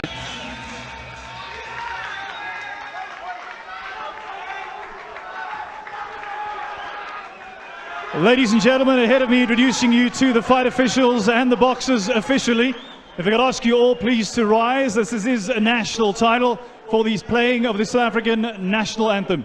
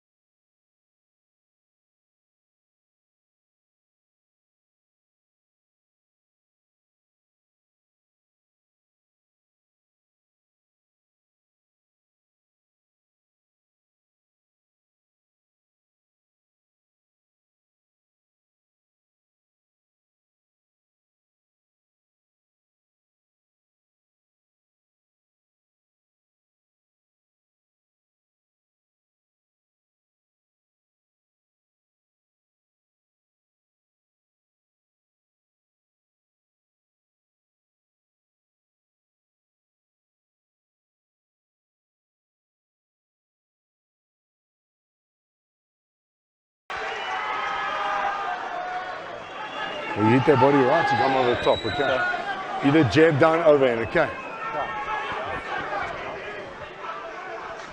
Ladies and gentlemen, we get to the penultimate fight on this evening's card.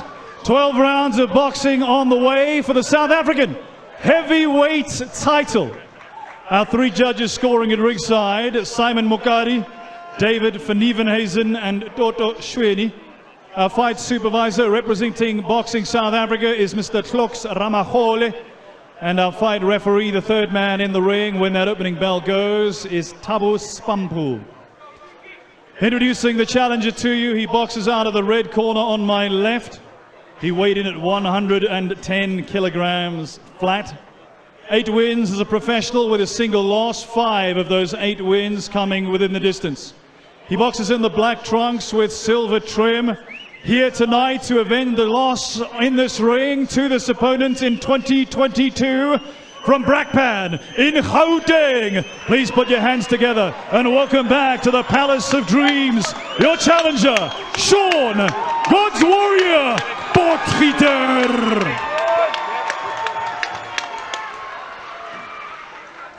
Let's go, Kempton.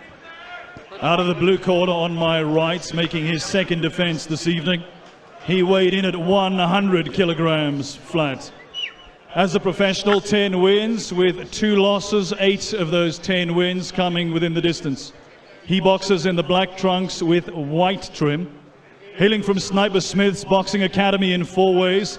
Out of Durban, KwaZulu-Natal, the current African Boxing Union and South African heavyweight champion, Kempton Gomes.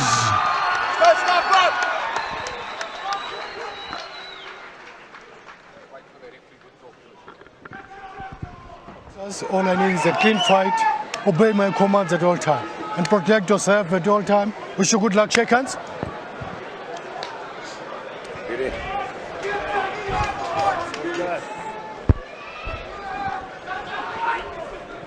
Yeah, please. Thabo Spampu is the referee for this heavyweight title fight. We're in round number 1, scheduled for 12. Kevin Rena joins us ringside tonight. Good evening, Kevin. Welcome. Thanks for having me, Pumlani. Honored to be here. Nice to watch the big boys guys and obviously to watch my teammate Kempton. Okay, don't hold any. Potgieter starts quick. I suspected Potgieter would start quick. I said to Kempton and Peter, I believe he's going to come forward and try to put the pressure on. But Kempton does have a very good punch in him. I just think he needs to be patient. But Potgieter, I've got to commend Potgieter that he's trained hard. He's lost a lot of weight for this fight, so he's in good shape and in good condition too. Lost over 20 kilograms in preparation. 100% Pumlani. He's looking good. He's looking in better condition than he did when they fought 2 years ago. Heavyweight boxing, Kevin. Only one punch can determine the outcome if you're not careful.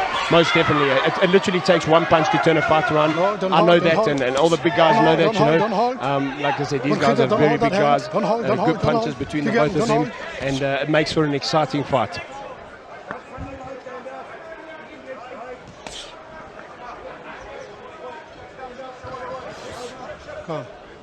Break, step back. Experienced referee Thabo Spampu. Stop. He says break. break. Take one step. You don't. Come. You don't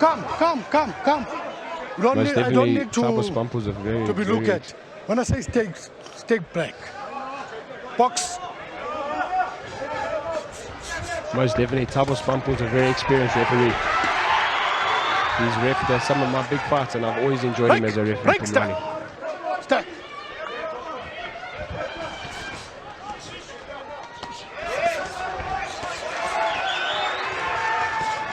There hasn't been time to study your opponent, settle down. This fight is being fought at a very quick, fast pace, particularly for heavyweights. Most definitely, the fight started fast. I suspected it would start fast. I thought to myself, you know, Potgieter's team would try to push the pressure, and that looks like that's what they're trying to do. But obviously Kempton's in good shape for this fight, and this makes for a good fight. It's heavy punches, it's exciting, and that's what makes heavyweight boxing the pinnacle of the sport. It's good for the both of them, particularly Potgieter. So here, back to basics, start with the jab. No, start with the jab. Again, no jab. That's where the problem is.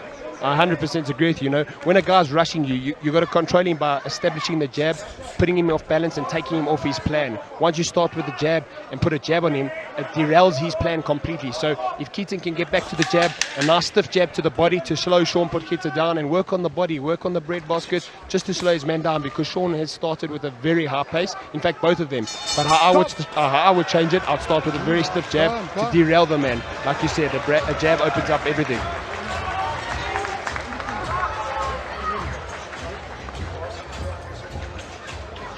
Here is action from the previous round, Kevin. It was a very close round. I think both of the guys came out looking very positive and confident. Nice overhand round from Kempton. I saw towards the end of the round nice body shots from Sean Potgieter on the inside. It was an exciting round one, a hard round to call. How did you have it, Pomlani? Difficult to separate. Let's listen into the corners. Nice work. Be patient. Watch him. Catch his jab as well. Throws it in. He throws the lead, up with that counter with your right. Okay. Remember, work him down. Look at down over. Okay. With the team watching, and he's leaning left into right uppercut, left uppercut. Okay. So keep it up. Keep the jab, boy. We're going into round number 2. We're scheduled for 12. Had the instructions from the corner there, Kevin. Yes, Peter alluded to what we were saying, go downstairs and come back upstairs with the right hand and the left uppercut. I think if Kempton establishes his jab, it will make Sean think. A jab will always make your opponent think, and not just Sean in particular, any opponent. You've got to establish a good jab to derail him or to stop him in his tracks, if that makes sense. If I was Sean, what I'd do, Sean's putting on the pressure, and that looks like a good game plan, you know, to try make it uncomfortable for Kempton in there.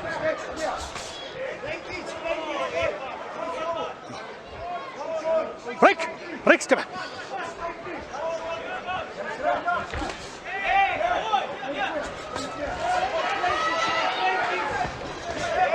As long as the both of them don't establish the range with the jab, it's going to be somewhat of a script fight with a lot of holding, a lot of clinching, almost all the time. Yes, I think when the big guys throw their flurries, Sean and Kempton, they're throwing big punches. So it's not like they're using their jab, setting up boxing. They're throwing big punches, heavy punches, and after those punches, in order to slow the other man down, they hold him to break his rhythm. You know, we see that a lot in heavyweight boxing, and it's something that we see here tonight between the big guys. Don't hold, you're holding, yeah? Thabo Spampools saying Sean Potgieter's holding there. You don't hold, yeah? You don't hold. Kempton threw some right hands on the inside, and Sean wasn't happy with him. All down to the experience of Thabo Spampools. He's seen it also. He's causing them to fight out of the clinches. Most definitely. What's nice is allowing the fight to happen on the inside. And a lot of referees stop the fight. They break the guys on the inside. But the heavy guys, you've got to let them work on the inside. If one hand's free, it's got to work. Break.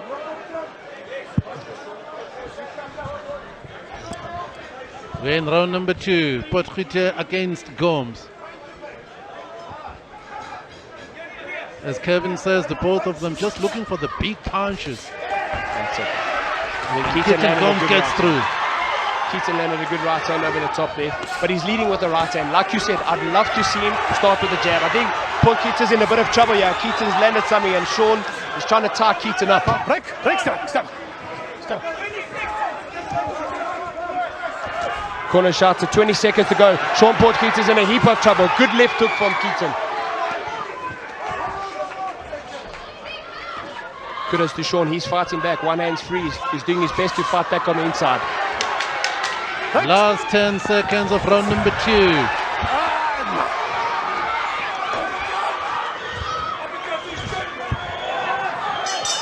That was a good round, nice uppercut at the end of the round.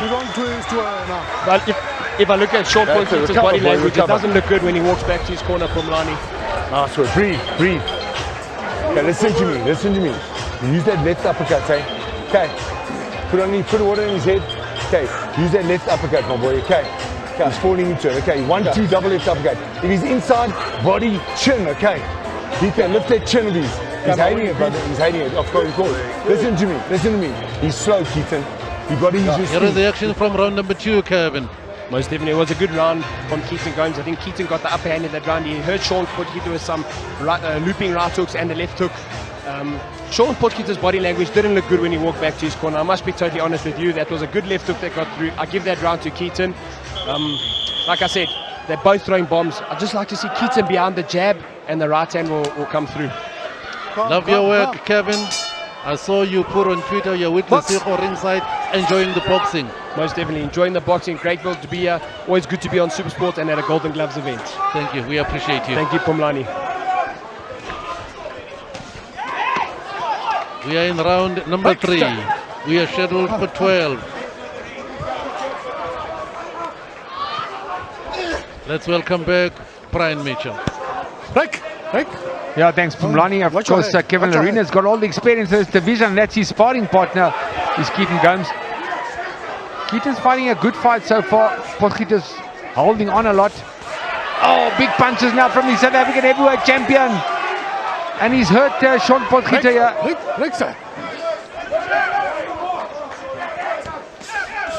Oh, big punches now from the champion. Potgieter, I must say, is in a lot better shape than the last fight they had.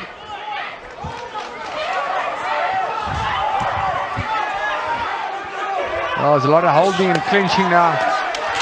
Potgieter comes back here in round 3. Potgieter's doing well in round 3, and he's hurt Gomes. He's done well here, Sean Potgieter. But why is he taking the foot off the pedal? He was doing so well. Rick. Now this is the fight game, Pumlani. That's why it's so exciting boxing. You never know what's going to happen.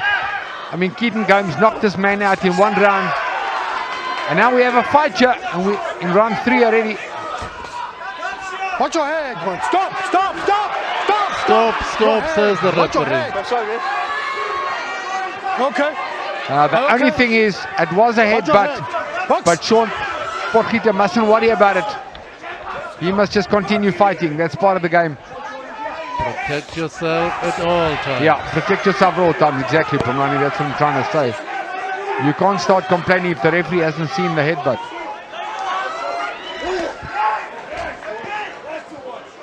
A good fight. Brilliant fight for a heavyweight fight. Action-packed fight from round 1.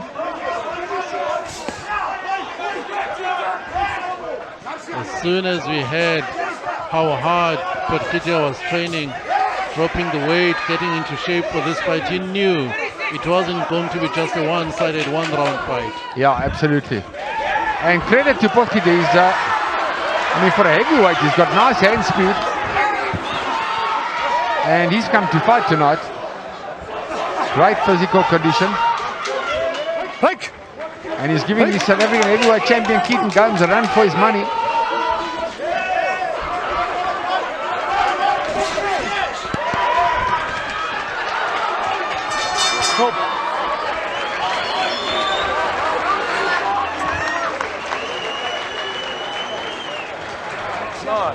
Relax.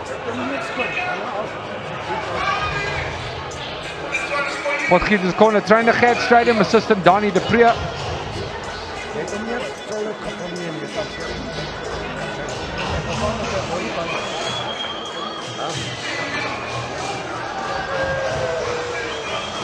Oh, there's still a lot that's going to happen in this fight with 3 rounds down and we've got 9 to go. There's the left hook from Kempton Gomes.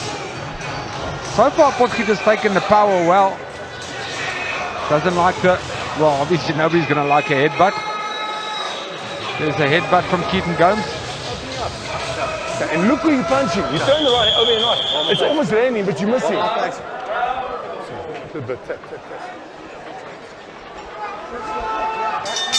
Round number 4 of the South African heavyweight title fight. Defending champion Kempton Gomes. And the challenger Sean Potgieter.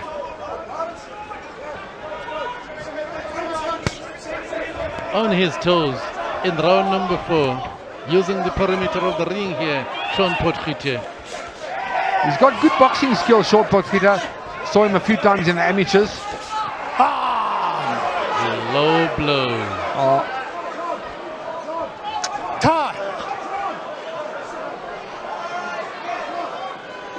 Well, we'll wait for the slow-mo replay to see how low it was. Referee's calling it low. I said that low blow. Or like I said to the viewers earlier on, he gets 5 minutes. If he's not feeling well and he needs to recover, he has 5 minutes to recover. Yeah, that was very low. Low blow.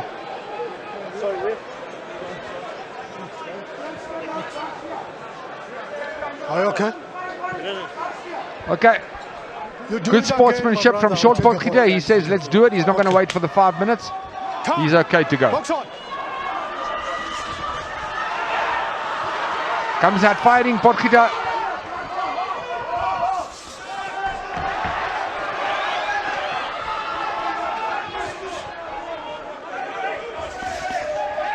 It's amazing. Even when Kevin said, were you sitting, Brian? He lamented the fact that the both of them aren't really keen to use the jab.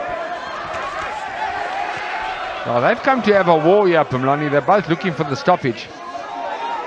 I would use the jab more if I was Potgieter, definitely. He's the taller man. He needs to box. Keaton Gomes is a fighter. That's his style. But Potgieter is a boxer, and he's fighting the wrong fight now because he's going toe-to-toe with the fighter.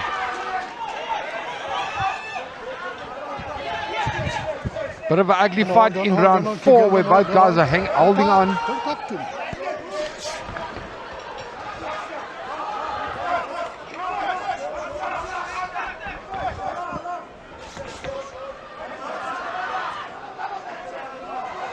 Well, Keaton is looking for the big right hand. Got to take a couple of risks to be in position to throw his big punches here, Keaton Gomes. Break up. Don't talk. And so far, Sean Potgieter is fighting a decent fight. He's hitting and holding his Potgieter.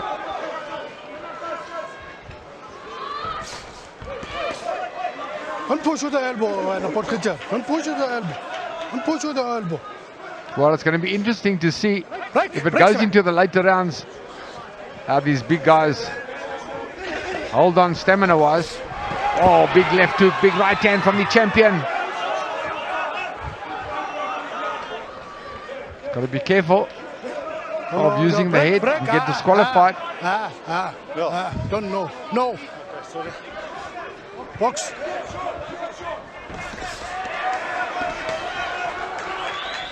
Well, Potgieter says, he shakes his head, he says, bring it on.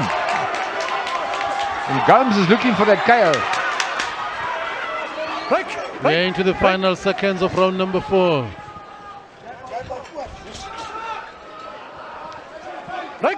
As the round comes to an end here, I'm reading some of your tweets. Elvis Bomber says on hashtag #SSBoxing, I know Sean knows how to jab. He's thrown all basic boxing out the ring. Listen, take your time. When we work him when you got the opportunity. Okay.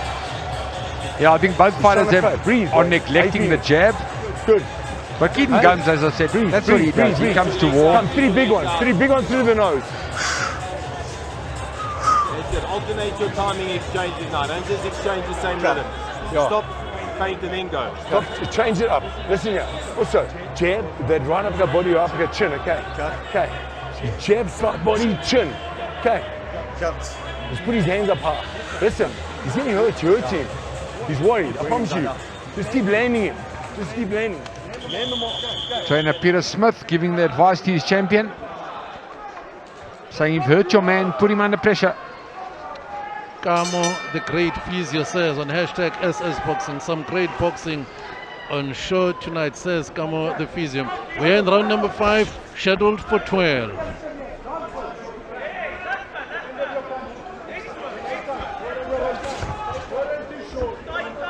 Left hook from Keaton Gomes.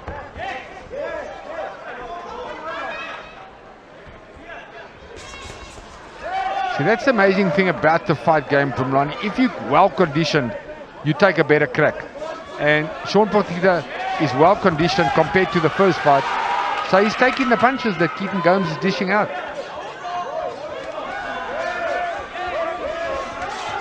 And he's fighting a good fight. Sean Potgieter, there's nothing in this fight He's got this ability of going back to the boxing basics, where he jabs and then he throws the right hand behind the jab. Yeah, he's doing well, especially in round 5.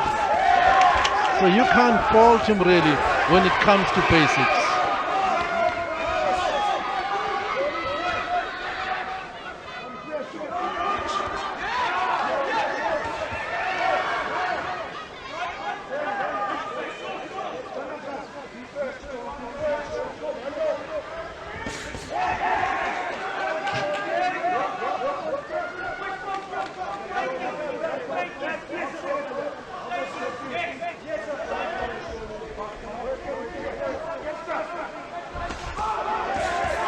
Gomes starts with some big punches again. Well, he starts the job well, is Keaton Gomes, but then he takes his foot off the pedal.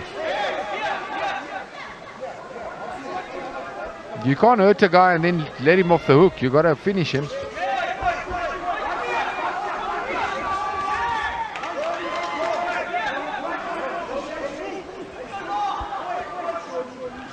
Well, this is only round 5 and both guys are tired already. It's going to be interesting to see what happens in the later rounds.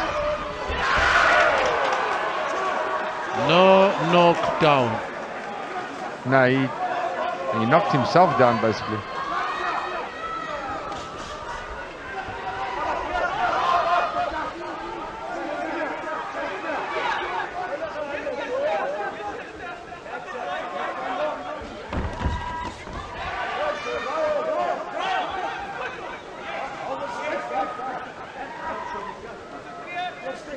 We've got seconds remaining in round number 5. It's an action-packed 5th round here at Emperor's Palace. Well, there's still nothing in the fight. I think the South African champion may be slightly ahead. Break. Stop.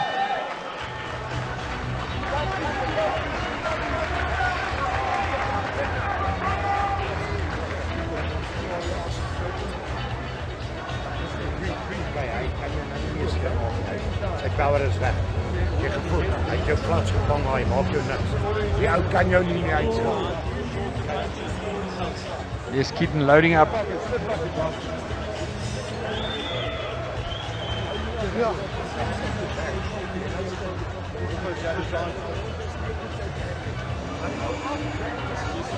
Down.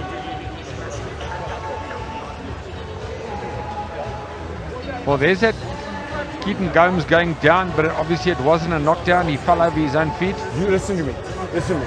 You got it. Yeah, Jerry move it. Throw the right hand. Electric fast. Don't look at the knockout, dude. Punish him. Mess him up. Box.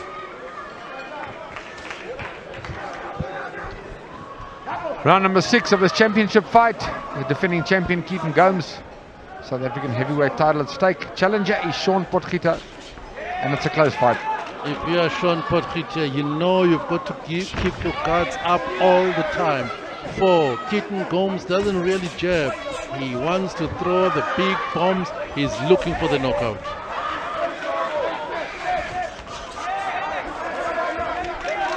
Yeah, surprisingly enough, Pumlani, nobody's jabbing. You could be winning the fight if you're jabbing. Nice left hook from Keaton Gomes. Hold on, break. Hold it, hold on. Potgieter holds.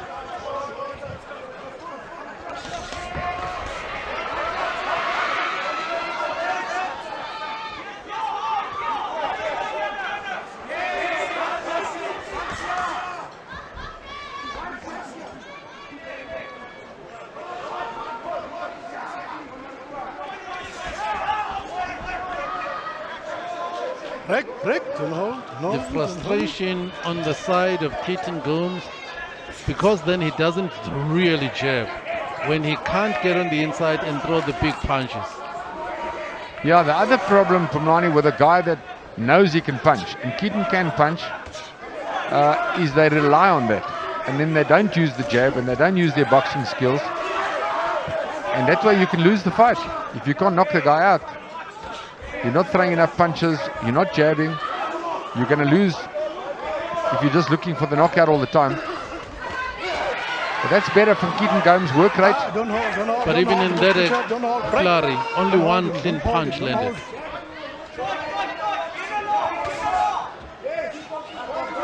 Break, don't do it.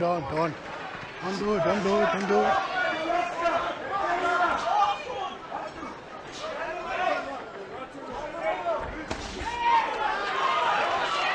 Potgieter fighting well here in round number 6.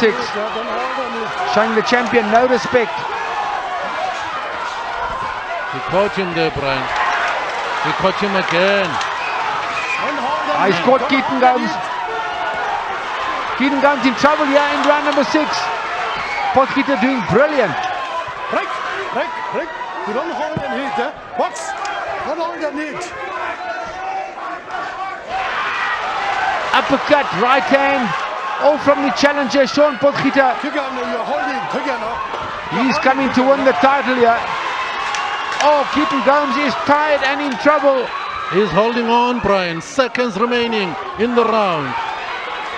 Brilliant round here. Wow. Round number 6 by Sean Potgieter. Keaton, keep your hands up, cross over if you have to, okay? Okay, let's go. Come on, how are you feeling? Don't stand on those. You got to keep throwing short punches, okay? You got to keep throwing, you're not throwing. Keep your chin down, hands up, and keep throwing combinations, okay? Short.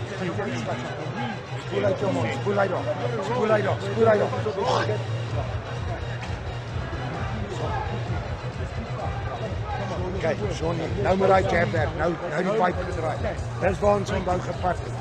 Kijk, nou, hy sak, kyk hoe oop is hy, jy maak hom seer. So, terug, alles nou. Dan handel hom, druk hom, klein step terug, af. Kijk, al die training, hy top die watch uit. So there you hear the advice from Gert Strijd, and brilliant advice. Bomb the uppercut and put him under pressure. He said Keaton is tired, we'll know if he's tired now.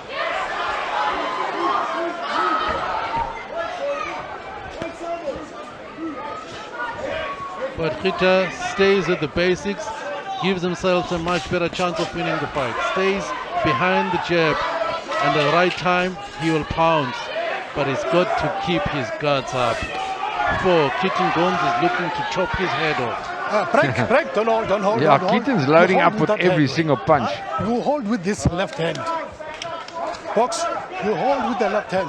Referee Spampol is telling him not to hold with the left hand. Potgieter.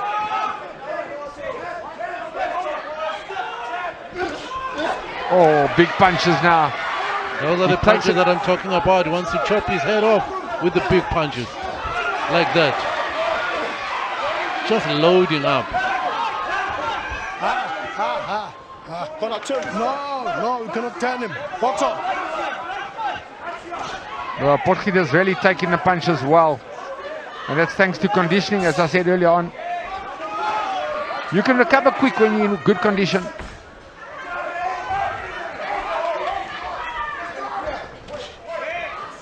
Got to keep his guards up all the time, Potgieter.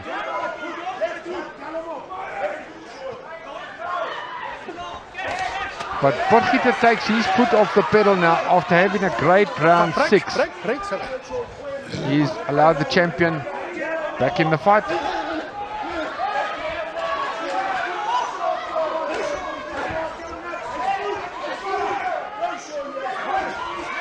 They are convinced in Sean Potgieter's corner that Keaton Gomes is tired. Yeah. All that I'm hearing is the screams from Gert. He's moe. Yeah, that's what they're shouting in Afrikaans. You're right, Pumrani. But right now they both look moe to me. They both look tired. But a much better round from the champion. Keaton Gomes.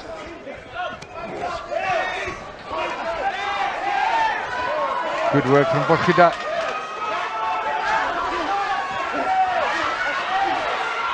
It's a good fight, I must say. Another good fight. Every fight's been good tonight. Some really clean punches being thrown by both fighters, but no fighter has been really stunned, really shaken. No. Come, break.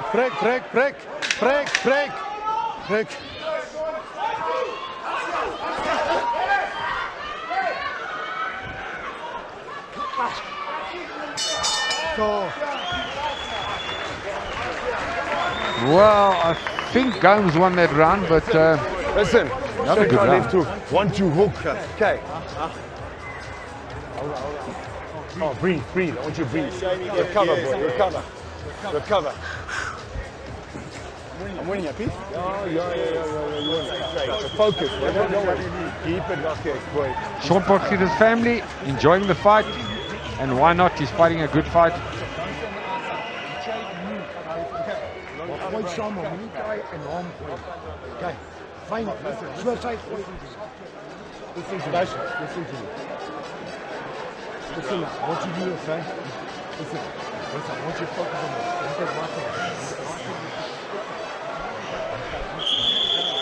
this. Speed, don't show me coming. Step in. Moving on silently.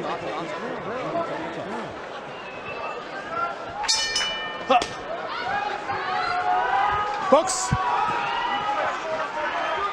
Round number 8, scheduled for 12. The South African heavyweight title is at stake here.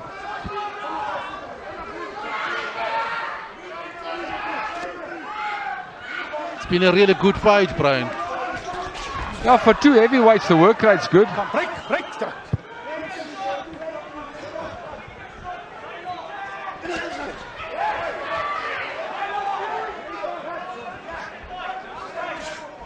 Yeah, the work rate's good for two big guys. But can they keep it going? We're in round 8. Oh, big right hand from the champion.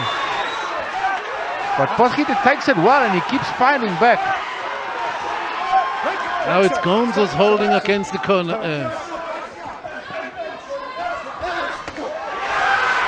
Stunned, big left hook. Potgieter's hurt Gomes with a left hook. Gomes is in serious trouble in round number 8. He's pushed him down, but he hit him with a big punch.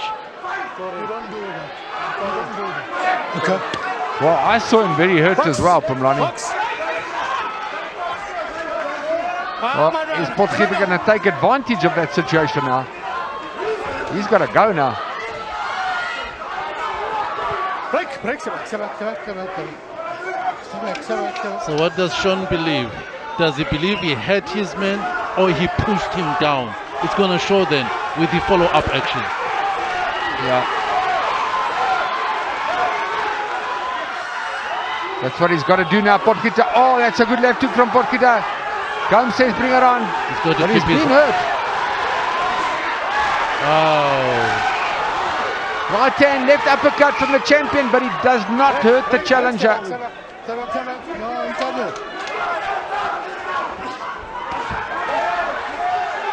Fighting a good fight, Potgieter.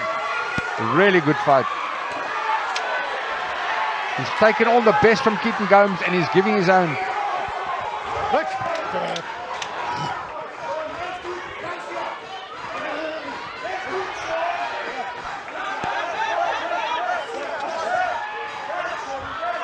The one who is initiating the holding, the clinching, is Keaton Gomes.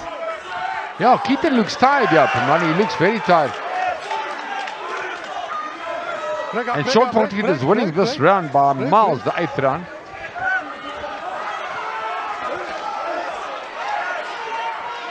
He's tired, Keaton Gomes. Tried everything. Fires with a left hook now.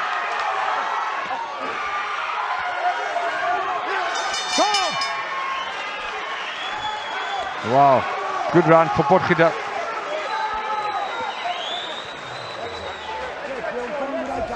Keep your hands up. Keep your hands up. Use the ring. Come on. Look up. Breathe in. Let's go. Walk up the chair. Stop showing what his body language. Let's go.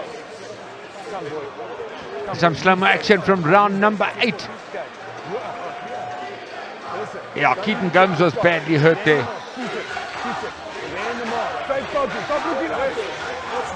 Well, the ref actually allowed Keaton to recover quite a bit there. just keep working it. Don't let what's your name? Touch. Round number 9 of the South African Heavyweight Championship. Defending champion Keaton Gomes against Sean Potgieter. And it's a war. Nobody's winning at this stage. I mean, it's pretty close.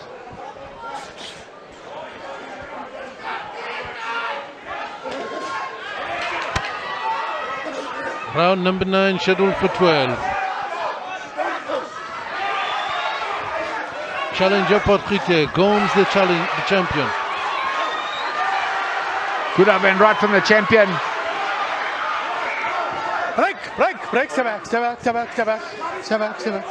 The difference here for me, Pumlani, is that Potgieter's taking the best that Gomes is giving, and Gomes is not taking Potgieter's punches so well. So the challenger is fighting a good fight. Oh, there's a good right hand, as I say, from the champion. But he takes it. Break. And Keaton Gomes is really tired. He's exhausted. Got that welt forming under that right eye as well. Oh, good work from Sean Potgieter. Break, step back.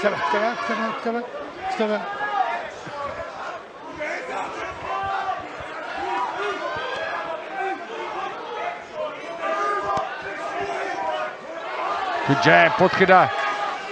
Those are the basics that I'm talking about, that Sean Potgieter is keen to display here tonight.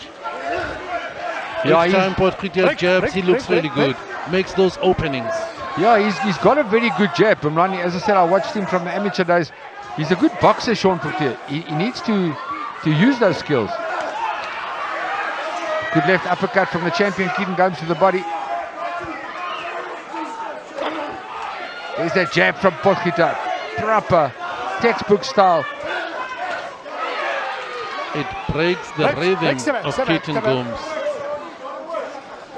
Well, I must say, if Sean Potgieter wins this round, he might even be ahead on points. Because the guy who's tired now is the champion. Oh! Big right hand. Keaton Gomes in serious trouble here in round number 9. And Sean Potgieter's got the champion in trouble in the corner, in Potgieter's own corner. Brilliant! He's holding on for dear life here, Keaton Gomes. Sean Potgieter, the challenger, is fighting a great fight. Keaton Gomes looks out on his feet. It's the right hand uppercut. It's landing from Gomes. It's landing from Potgieter on Gomes. Last 10 seconds of the round. Wow, good round from Sean Potgieter. Another good round.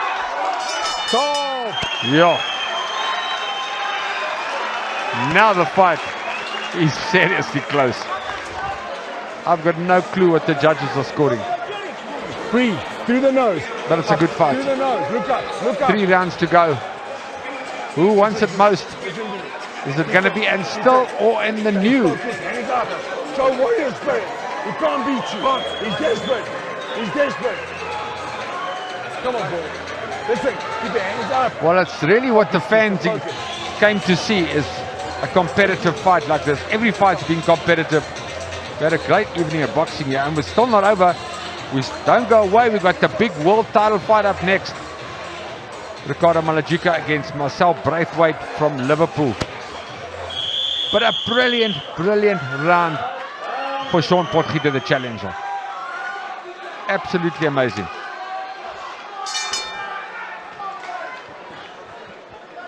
Box. Round number 10. Fight scheduled for 12 rounds. South African heavyweight title at stake. Gomes, the defending champion. Potgieter, the challenger.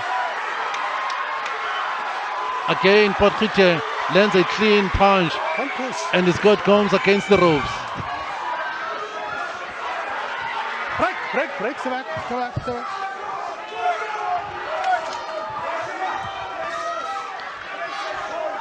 Round 10, I would imagine, on the scorecards is very important. The next 3 rounds, really. Whoever wins the next 3 rounds are going to win the fight.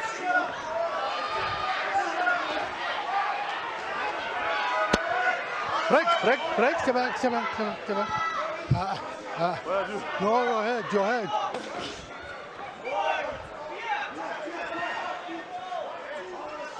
I mentioned earlier, I mentioned it again, the one who's initiating the holding, it's Kempton Gomes. Yep. Yeah, it's all changed. The tides have changed, Pumlani. I mean, Short Potgieter was holding on in the first couple of rounds, and now it's the champion holding on.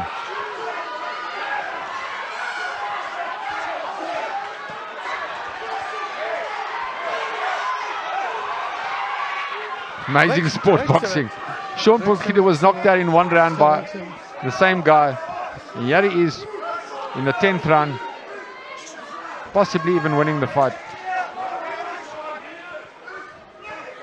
That Potgieter was not in this shape physically, Brian. No, he wasn't.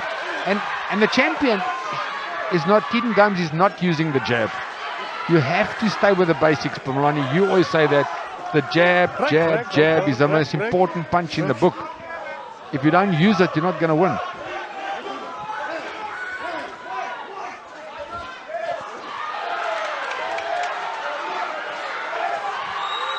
No, another good round so far for Potgieter.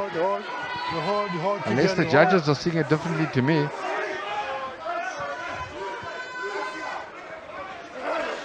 Good right hand from Gomes. Last 30 seconds of round number 10.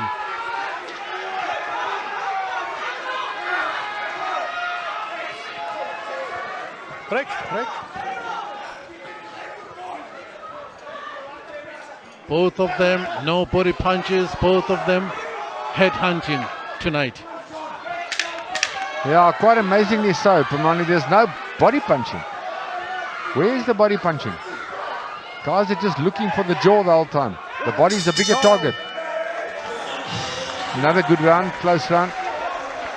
Peggy from Paul says Kempton is not fighting like a 25-year-old champion. Our boxing standard, okay. Taumamba says Potgieter is on fire. Hy is net so moeg. Hy's fucking moer as jy. Jy is nie moeg nie. Ek wil dit nie hoor nie. Jy is nie fucking moeg nie. Jy gaan hom nou rol. Jy rol hier jou nou. Kyk. Jy is nie moeg nie. Kyk hoe oop is sy bek. Hy's moeg. Jy moet hier fokol. Jy's nie moeg nie. Kom, rol op. Kan jy hom rol? His legs are gone, Kempton. Just focus, don't lose focus, please. Hands up, hands up. Watch. Come, Sean. You got it. Hold up.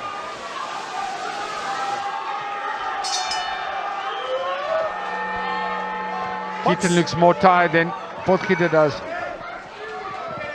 Round number 11, hashtag SS Boxing.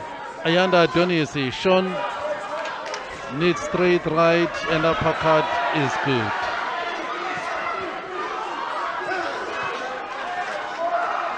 Yeah, Potgieter is doing the business. He wants that South African heavyweight title. Oh, big right hand. Oh, Kempton Gomes is in bad trouble. Kempton Gomes is getting knocked out in round number 11. He basically is out on his feet. 5, 6, 7. The referee gave him a long count. It's over. It's all over. We have a new champion, Sean Potgieter, South African heavyweight champion. Unbelievable stuff here at Empress Palace. No, can't let you go. Stop. Can't let you. Come with the chair. 8 seconds. He's been dethroned in spectacular fashion. Kempton Gomes out on his feet. Referee Thabo Spampol leads him back to his corner. Ringside doctor also steps in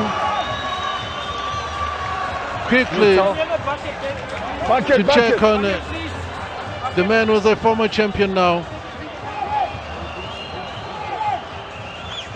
Sean Potgieter Those that love him expected it. Those that were supporting the opposite corner are stunned. He's done tremendous work when it comes to conditioning, preparation, training, shedding the excess weight, and duly rewarded here at Emperor's Palace.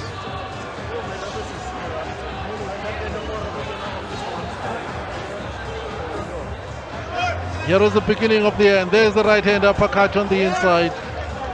And then a big right hand flush on the head. At this stage, those uppercuts had done sufficient damage.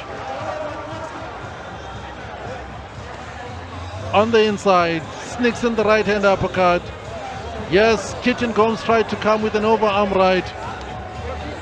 But at close quarters, Sean Potgieter goes to work. Put his whole body weight behind the big right hand. That's the uppercut that ended it all. At this stage, Kempton Gomes is out on his feet. There is the overarm that he tried, but he left himself open against the rope, stuck in the corner. And Sean Potgieter goes for a spectacular finish and knocks the champion out. As referee Thabo Spampul steps in to count, it was clear even here. Bleeding profusely from the mouth. Yes, it does get up, tries to beat the count. This is a good stoppage. He was in no condition to continue. Experienced referee Thabo Spampul waves the fight off.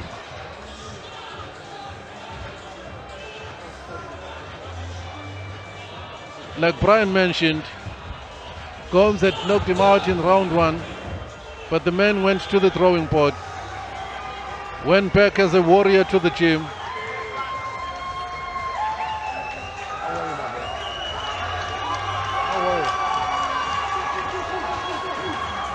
Well, man, but no worries. You know what? I think he's just been off for too long. We're waiting now for Duncan Pollock with the official time of the stoppage. Ladies and gentlemen, we get to the second stoppage on the card this evening in the fifth of 6 bouts. Let me give you the official time.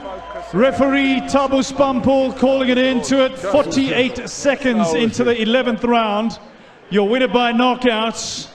And now the new South African heavyweight champion from Brakpan. He is Sean God's Warrior Potgieter.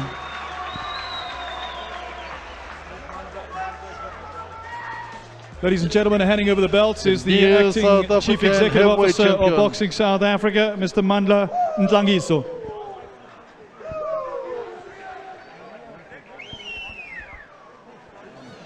Well, with me, the new South African heavyweight champion, Sean Potgieter. Sean, an amazing, amazing performance. You spoke about this before the fight, long before the fight. You had great training with Donnie, with Gert, and you predicted it, that you were going to win the South African title. The first 4 rounds, you started a bit slow, you were holding, and then you picked up the pace and a brilliant work rate from there. Tell us how you felt winning the South African title.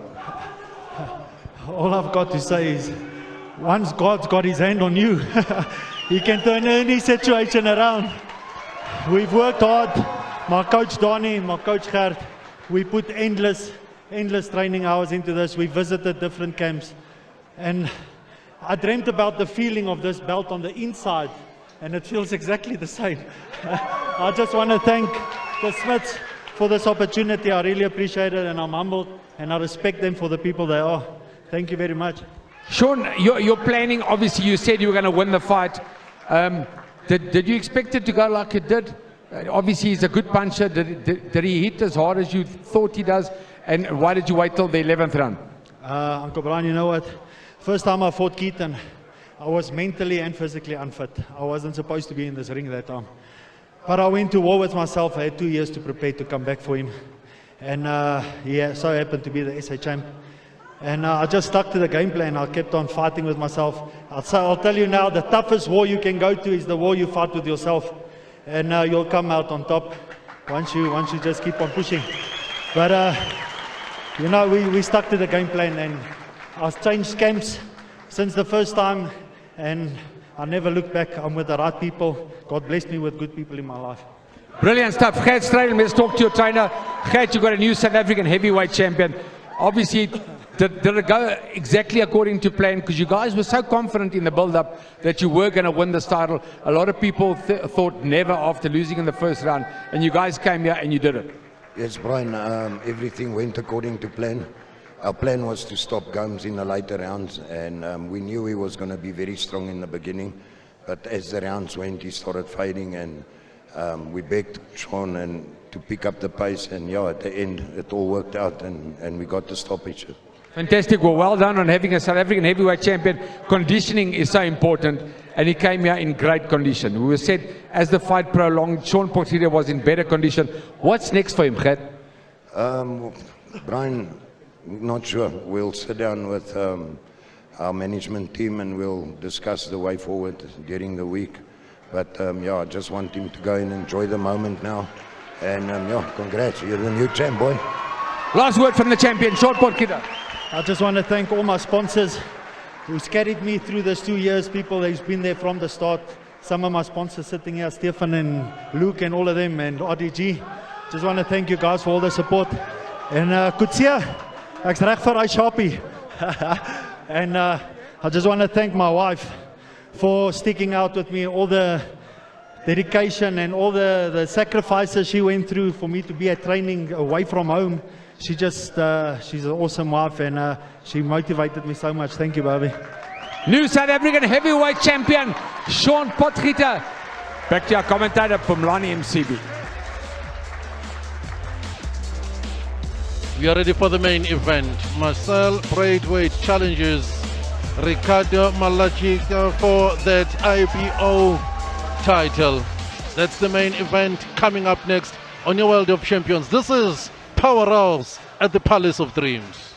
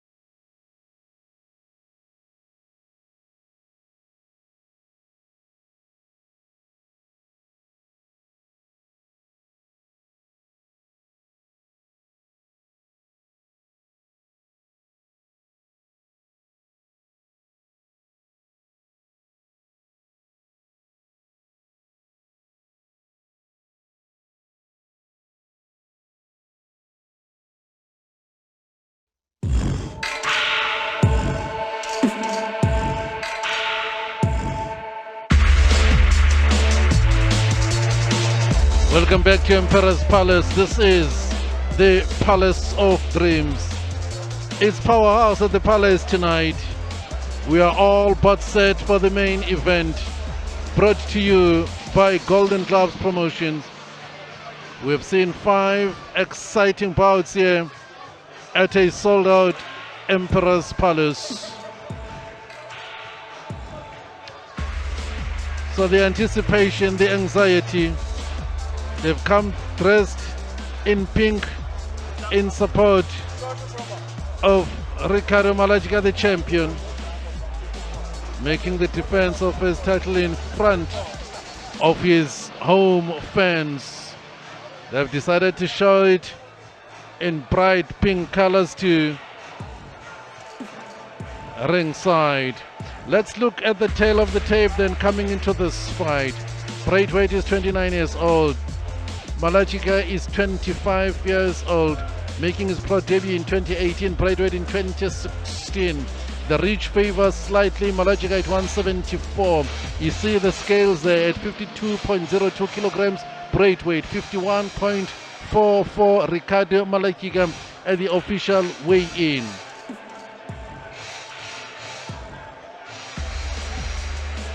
The tail of the tape tells an interesting story. So at the weigh-in, they would have, of course, had a pre-fight medical, of course, earlier in the week. So yesterday, around midday, right here at the Palace of Dreams, they came in superb physical condition, the both of them. And this is how the challenger, Braithwaite, made the weight. He was first on the scales, and then he was followed by the defending champion, the Magic Man, Ricardo Malachika. The weight limit for the junior bantamweight division is 52.16.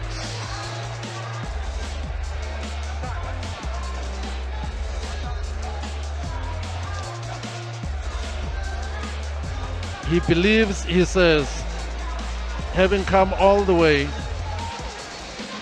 when he gets back to the airport that I mentioned is just a stone throw away from the venue, the Olive Original Tambo Airport, he'll walk back and fly back home to Liverpool, England, as the chosen one with the IBO belt. 20 fights, 16 wins, 3 losses, a single draw for Braithwaite. 14 fights, 12 wins, 2 losses, 9 KOs for Ricardo Malachika. Our ring announcer standing center of the ring, best dressed man in the house, Duncan Pollock. Ladies and gentlemen, welcome back. Ahead of us getting to the feature bout this evening, some guests at ringside we'd like to welcome into the ring. Before we do so, the boxers. First of all, from our sanctioning body, Boxing South Africa, if you could please put your hands together and welcome the Acting Chief Executive Officer of Boxing South Africa. He's also the Acting Account Authority for the body as well. Ladies and gentlemen, my apologies, the Acting CEO of Boxing South Africa, Mr. Mandla Ndlangiso. Then from our hosts, first of all, the VIP Services Manager here at Empress Palace, Mr. Ilyas Moduka. I'm sure they'll join us shortly. Second of all, the Chief Financial Officer here at Empress Palace, Ms. Thembekile Makoba. And then finally, the Empress Palace Operations Executive, Clive Taverner. So in addition to our sanctioning body authority and our hosts, I'd also like to welcome into the ring some fighters. First of all, 2-division world champion across both the WBA as well as the IBO, the IBF as well, and also won himself the Ring Magazine light flyweight belt in 2018. He recently retired, and I suppose he was, but he always will be, the Emperor's Palace Kid. Give a nice big warm usual EP welcome to Heki Butler.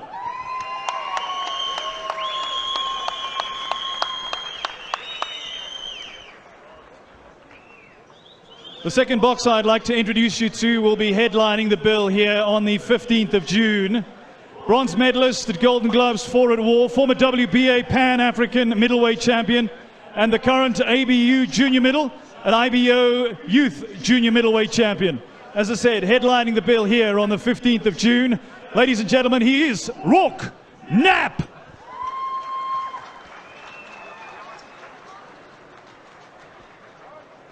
Ladies and gentlemen, joining us in the ring there is the Chief Financial Officer here at Empress Palace, Ms. Thembekile Makoba.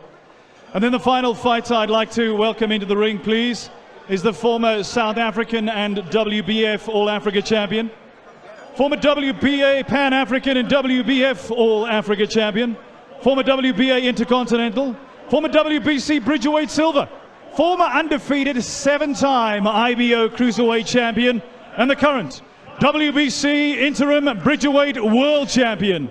He is Kevin Two Guns Larina.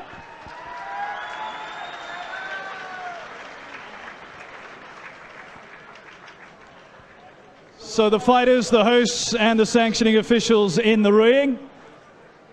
It is Powerhouse. 6 bouts on the card. This is the 6th and final bout. It's brought to you with the compliments of World Sports Betting, sanctioned by Boxing South Africa, promoted by Golden Gloves, and proudly brought to you on your World of Champions, Supersport, the home of boxing. Please welcome into the ring the challenger tonight for the IBO World Junior Bantamweight title. From England, he is Marcel Braithwaite. No retreat, no surrender. That is Spartan. Here comes the chosen and by one. Spartan law, we will stand and fight and die. From Liverpool An age in England. of freedom. And all will know 2016 he made his professional debut against Anwar Al-Fari.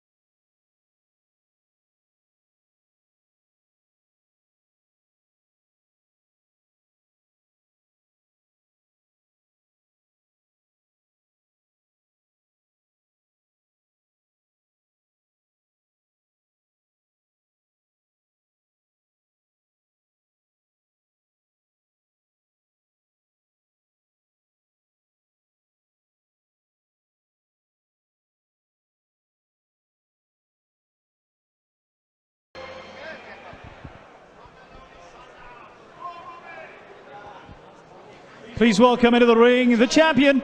He is Ricardo Malajica.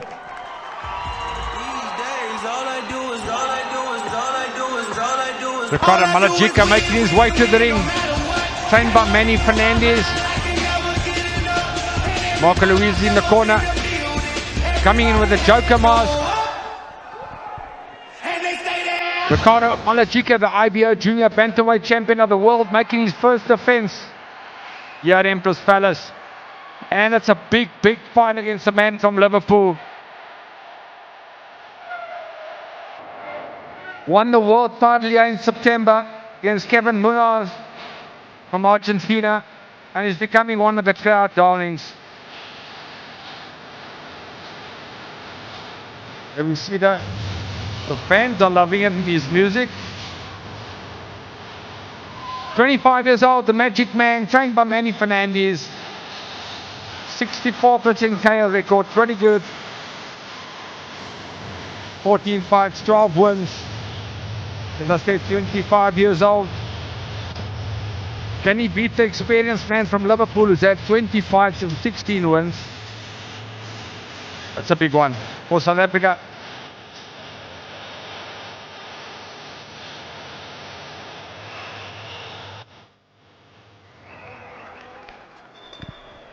Ladies and gentlemen, as this is an international title, if I could ask you please all to rise for the playing of the respective British and South African national anthems.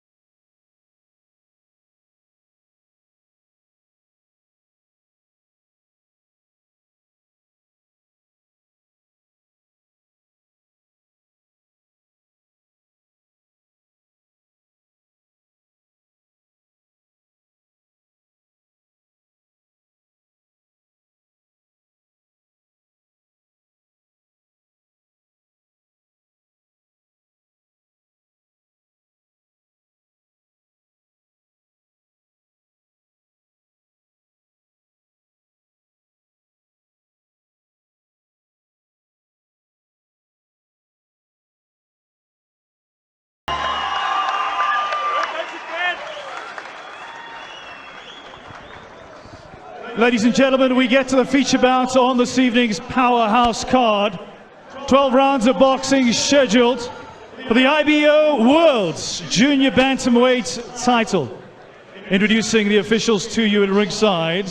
First of all, our judges from Monte Carlo in Monaco, Monsieur Jean-Robert Lane. From Buffalo Flats, East London in the Eastern Cape of South Africa, Mr. Alan Matakane. And then our third and final judge from Accra in Ghana, Roger Barnor. Our fight supervisor for the IBO from Mdantsane in the Eastern Cape is Mr. Andile Matika. And our fight referee for this world title contest from Diepkloof, Gauteng, Mr. Tony Nyangiwe. We introduce the challenger to you. He boxes out of the red corner on my left. He weighed in at 52.02 kilograms. As a professional, 16 wins, just 3 losses and a draw. 1 of those 16 wins coming within the distance. He boxes in the black trunks with gold trim. Former WBC International Silver Junior Bantamweight Champion, the current British Junior Bantamweight Champion, and the current Commonwealth Junior Bantamweight Champion. He challenges tonight from Liverpool, England. Please welcome to the Palace of Dreams and to South Africa, your challenger, Marcel, the Chosen One, Braithwaite. Out of the blue corner on my right at 51.44 kilograms. Making the first defense tonight of a title he won in this ring in September last year. He boxes in the pink trunks with white trim. As a professional, 12 wins and 2 losses. 9 of those 12 wins coming within the distance. 6-time South African amateur champion. Former Gauteng and African Boxing Union Junior Bantamweight Champion. The current WBA Pan-African Champion. And the reigning IBO Junior Bantamweight Champion of the world. He is Ricardo, the Magic Man, Malojika.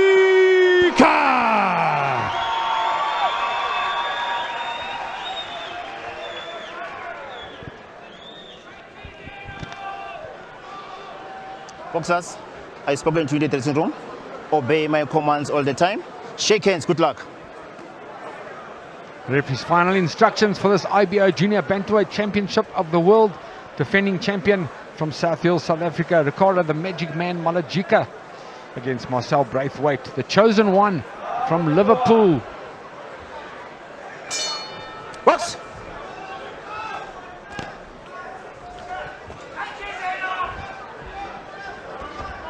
Comes out fast, Marcel. Ricardo pops out the jab. Marcel had only 8 fights as an amateur, winning 2. Nice jab from the champion. Sets the pace.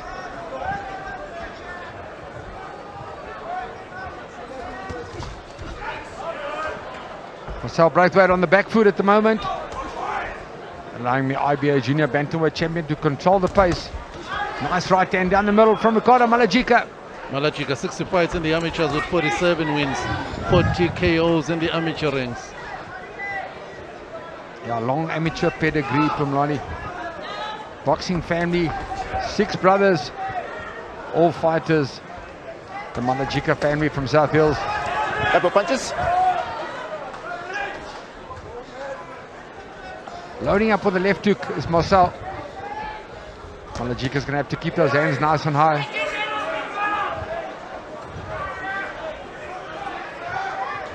It is the belief that Marcel Braithwaite brings to Emperor's Palace. It's a belief that says, I'll emerge victorious here tonight as the challenger. Loading up with the right hook is Marcel, but doesn't land.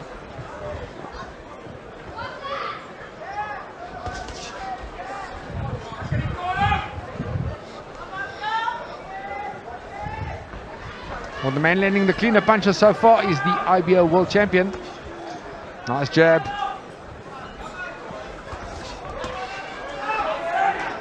One minute left in the first round. the scheduled 12-round championship fight. And the South African is looking good. Braithwaite displays a tight, high defense. He's got a sneaky left hook from Lonnie, and he's waiting for that.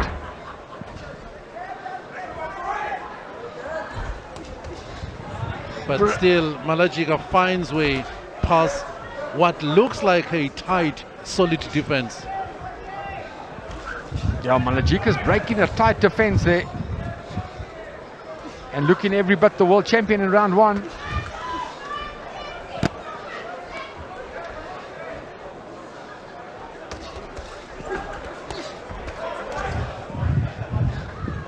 Better work from Marcel Braithwaite, the challenger from Liverpool, with 10 seconds left of round one. Well, good opening round for the champion.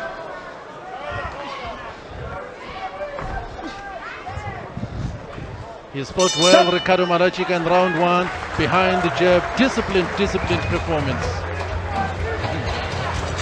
He's got to keep his hands up. Manny Fernandez, the trainer. Malajika's corner, Manny Fernandez, Marco Luis, and Richard Fernandez, the son of Manny Fernandez. It's not. You're jabbing up and down, you run to the body and you come back to the top. Keep your distance. Don't go low here. You're going to hit you behind the head. Okay. Don't duck so low in front of him. Okay, he's trying with the overhand right. Okay, so don't come this side. He's good. You're ducking here. It's the only chance he's got a landing move. Just keep it straight down the middle, up and down, up and down. Looking beautiful beyond the jab. He's only hitting the gloves. Yeah, let him wear himself out. Right, let him wear himself on and then start going this way, then he'll go over the top. Okay? Braithwaite's corner, Wayne Smith, Richard Escoffery, and Carl Smith. These men all the way from Liverpool. Lots of experience, the chosen one. 20 fights, 16 wins, 3 losses and a draw. Number 23 in the world. And he can fight.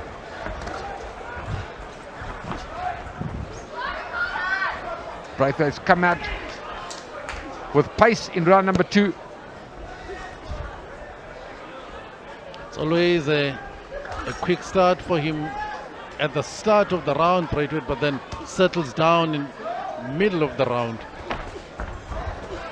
Yeah, well, he's going to have to push Ricardo Malajika backwards from Lonnie if he wants to win. He's the shorter of the two. And Ricardo's got to just keep the pace where he's got it now. Keep the distance, keep the range. Box smart. I've always said a good boxer beats a good fighter. And let's see what happens here tonight with a good boxer and a good fighter.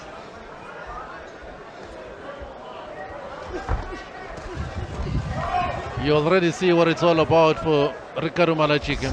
Behind the jab, disciplined performance, not too many risks taken, composed performance. Yeah, he's using the jab nicely. Behind it. Marcel's getting a bit frustrated and flying in with those hooks. So when he's got his guards high up like that, you will know when he's going to jab, Marcel Braithwaite. And all his jabs are going to fall short because of distance. Yeah, I must say Marcel's got a nice tight defense and a sneaky left hook. But he's getting outsmarted by the champion right now.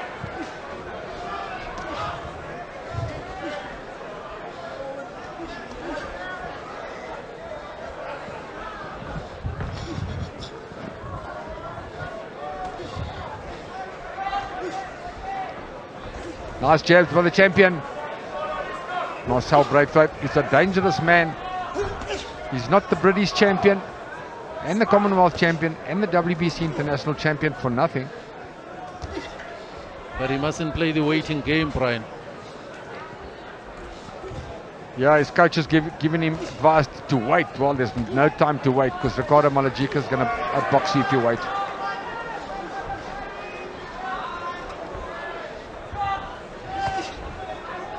So if you're waiting, you're giving away rounds. Yeah, that's not good advice. But as South Africans, we're happy about that advice from the Liverpool corner. Good jabbing from the IBO junior bantamweight champion of the world, Ricardo Malajika. Brilliant jabbing behind round 2 of this scheduled 12-round fight.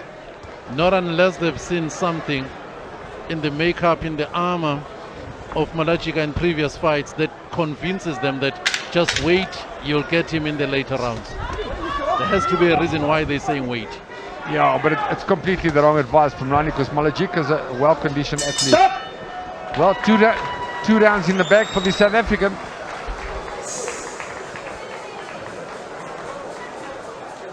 Thank you. Thanks. Rodney Berman, CEO of Golden Gloves. He seems happy with Ricardo Malajika's performance so far. Obviously another crackerjack show here at Empress Palace. Powerhouse.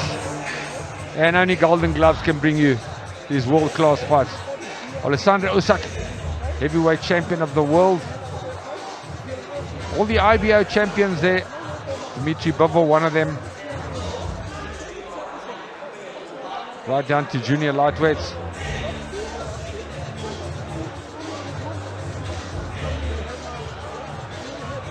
Well, there we see Ricardo Malajika, the South African, and Jackson Charkey, the flyweight.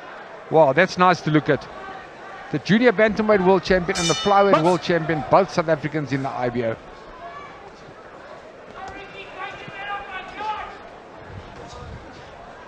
This is round number 3, scheduled for 12.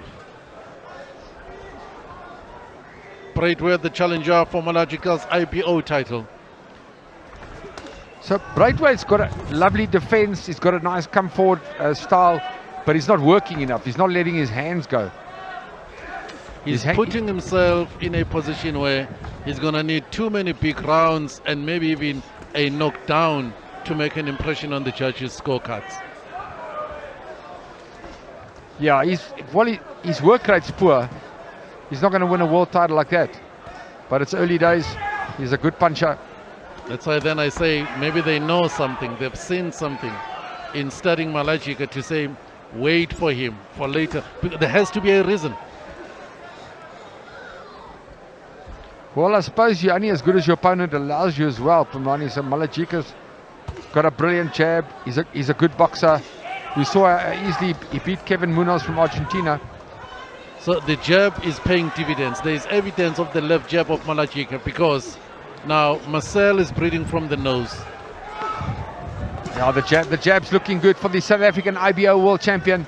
Marcel Braithwaite needs to do something special now to get back in the fight. Well, first he's got to get past the jab. Yeah, and I know you love that, Pamrani, the jab. We always say it, you and I say it month in and month out when we commentate. The jab is the secret. And it shouldn't be a secret. It should be a basic punch that too many fighters neglect.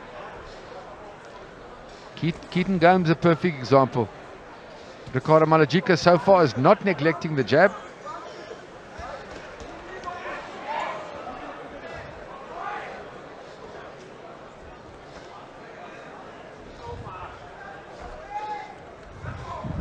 At some stage, Braithwaite will have to decide to let his own punches go. Malajika's looking cool, calm and collected here in round 3 of this championship fight. Braithwaite wants the belt. I suppose he's got to do something special and try and take it. And right now, he's not doing that. Break, stab it, break! Malajika must keep that right hand up though. Because we see Braithwaite's got that sneaky left hook.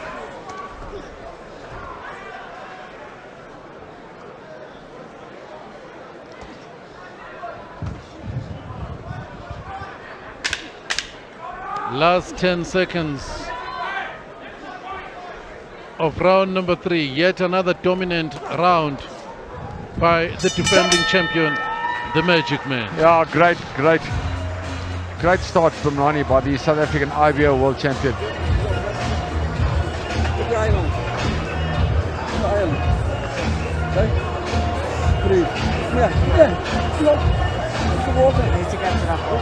Listen. You need to start away from the body, yeah? Right? Start away from the body. Once let your head stand still. Right? You just stand and looking to load up. Right? Stop loading up. Okay? Yo, get him a fucking drink! Yeah? Stop looking to load up. Right? Start moving your head. And start away from the body. Deep breath. Come, suck it in. Okay. Control the centering, okay? Very good. Just keep on. Work beyond that jab. Straight right, straight left. That bang, bang. That straight right, straight left also. Change it around. Well, Marcel Braithwaite is going to have to find something if he wants to get into this fight. Because so far the IBO champion is looking a class act.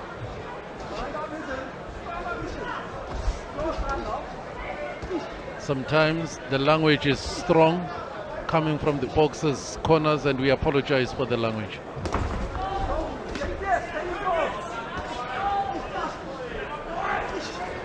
Well, at least it wasn't the South African corner. Break, step it, break. Round number 4, Marcel Braithwaite looking a bit better in round 4, putting a bit of pressure on the champion. Swinging wildly is Marcel Braithwaite, but he's not landing.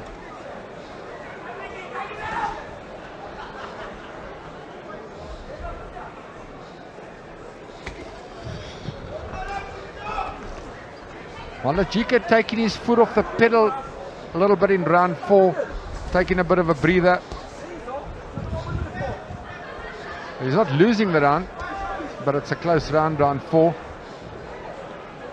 It's a close round, but still the work has to be with Marcel. He's got to get closer, he's got to throw clean points, scoring punches. And so far, yes, he's got the pressure, but he hasn't landed any clean points, scoring punches. Yeah, he should be trying to bully Ricardo Malajika. He's got a great body. He needs to push Malajika back to get into the fight. But he's allowing a smarter boxer to outsmart him.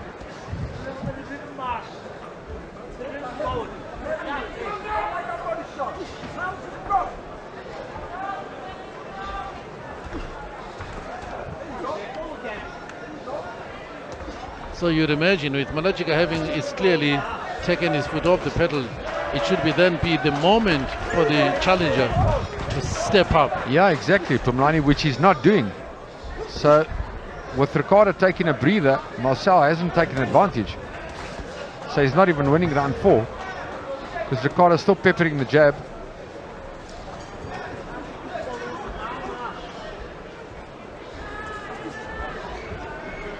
This is back to the early days of Ricardo Malajika, using the perimeter of the ring. Now all that Braithwaite is doing is just following him around. He's not cutting the ring, making it smaller. So again, it's a territory. So Malajika decides where they're going to fight. Yeah, he's fighting a good fight, Ricardo Malajika. Got to keep those hands up though.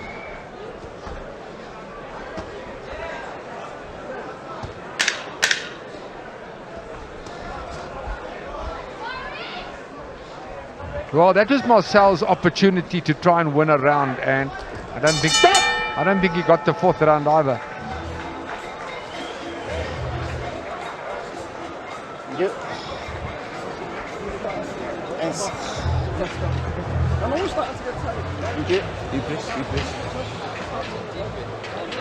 Sorry. Oh, there's little Heki Butler. Wow, what a champion. Former strawweight and junior flyweight world champion. One of the greatest fighters to ever do it from this country. And he's got the personality to match.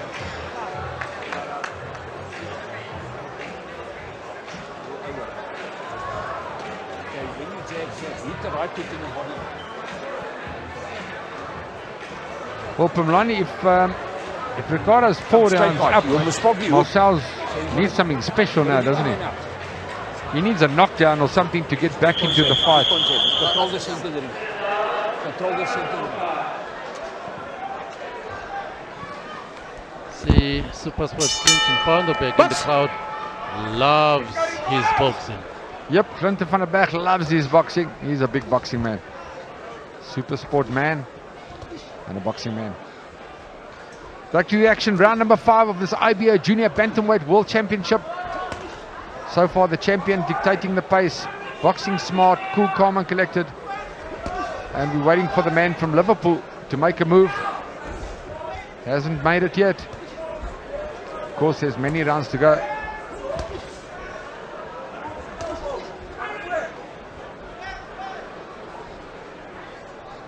Also now what's giving Marcel problems with Ricardo is the movement, because then he can't pin him down where he really wants him.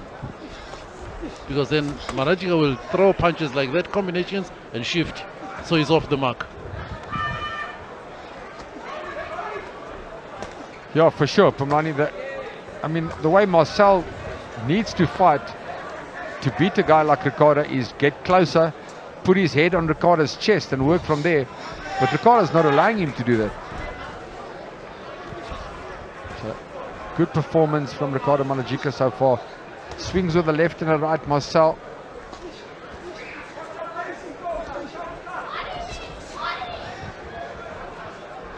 Now Malajika has gone southpaw.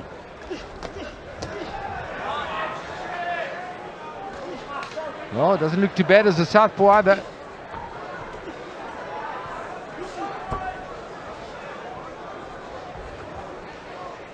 And Marcel is moving to his right. Should be moving the other way.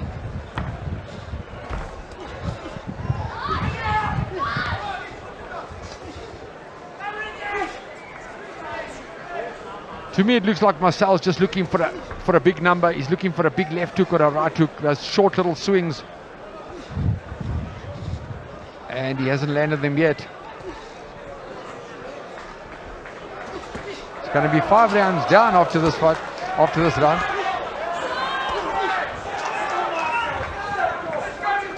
Braithwaite is moving to his right.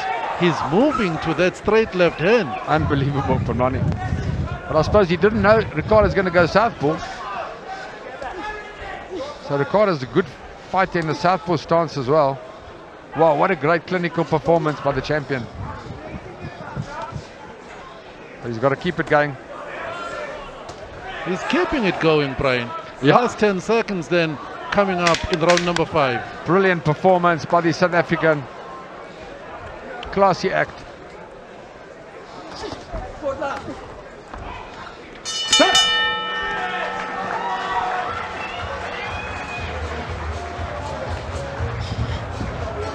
Well, there we see all this, the sponsors. Henneke's Cullen Cup is his sponsor.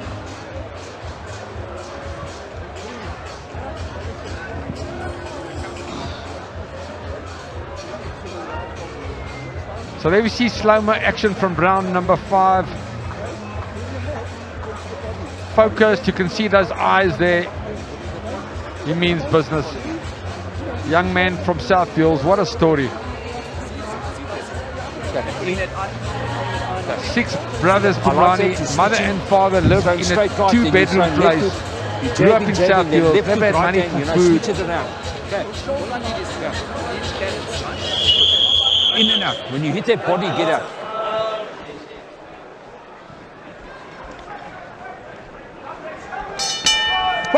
And yeah, great story. The Malajika family.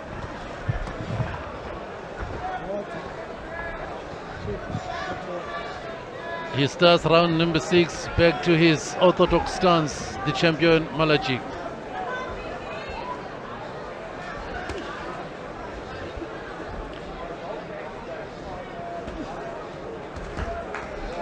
Break, step it, break, break.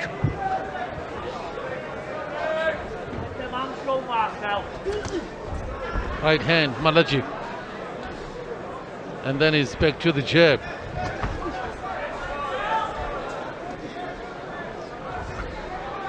Well, he's getting frustrated now, Marcel Braithwaite, because he can't get past the jab from the South African.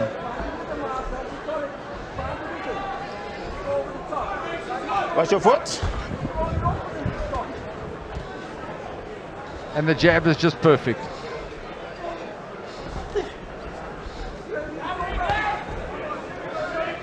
Ricardo Malajika is first with basically everything. Yeah, Pumlani is doing everything right. He's smart. He's boxing well. His footwork's good. His work rate's better than the challengers. And that's why he's the champion, I suppose. And he's fighting like a champion.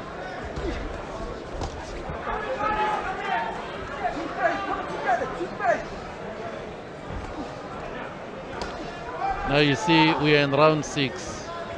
Now Marcel is beginning to fight with his mouth wide open.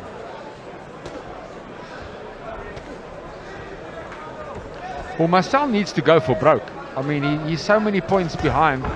If he wants to win this world title, he's got to go for broke. He's hardly won a round. I can't think of a round that he's won.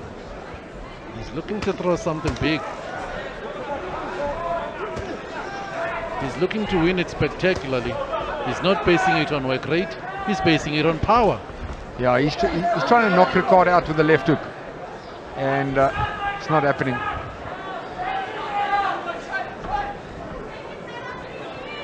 So in every round he stands looking for the opportunity to land the big haymaker, and the opportunity hasn't presented itself yet.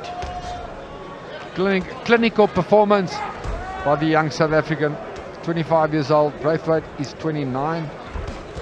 Oh, good work from Ricardo Malajika. Performances like this are difficult, Brian. Yes, clinical, yes, good, but it takes discipline. Yeah, absolutely. It's the discipline is the defense, Pumlani. You know, he's winning the fight easily, but he's got to keep those hands up. Because, you know, in the fight game, one punch changes the whole game plan. Sorry. Give me the water. Okay, breathe. Big breath, right? Yeah? Get on his face, work on his face from behind. Okay? Now listen, you give him everything, kid. You give him everything, yes? You understand? Right? Listen, you want to win this, don't you? You want to win this more than anything you've ever wanted in your life. This is changing your life. You got to start working, kid. You've got to go for it, bro. Right? You lost every round, kid. You've got to go for it now. Right? Hey, when he's lazy, go. Find him. Well, you heard his trainer tell him that you want to win this more than anything. This will change your life. There's the other junior bantamweight champions in the world. Jean Francisco Estrada, WBC champion. Kazuto Aoka, WBA champ. Fernando Martinez, IBF champ. And Kosei Take. Bouts. Round number 7 was IBO Junior Bantamweight Championship of the World. Ricardo Malajika, the young kid from South Wales, doing a great job. Manny Fernandez, his trainer, obviously made a big difference. Break 7. So his wife and kids watching on the big screen right at the back.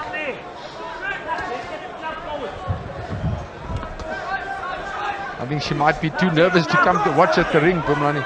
So she's watching on the screen.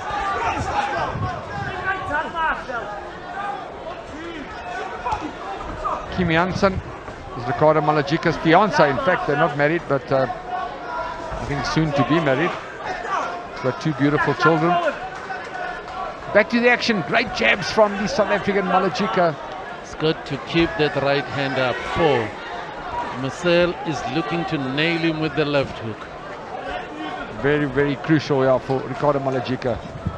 He's got to keep that, yeah, 100% Pulwani. The right hand's got to stay up.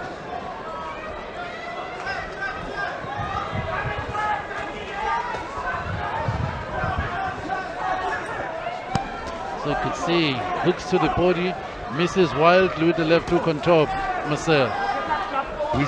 He's loading up for, well, he's waiting for the left hook. That's what he's waiting for. Ricardo must keep the distance like he is. Keep his hands up. What a smart performance so far. 25 seconds of left of round number 7. And it's the same pace. Ricardo dictating on the outside. Rangy, long, straight punches are working for the champion. The difficulty now, Brian, is in finding any round after 7 rounds that Marcel Braithwaite won.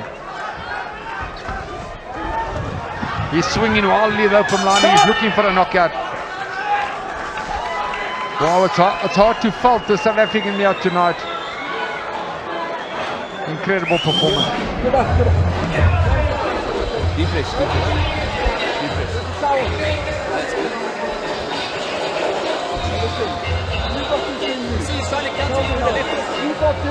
Very slow-mo action in round number 7. Let's go to work, right?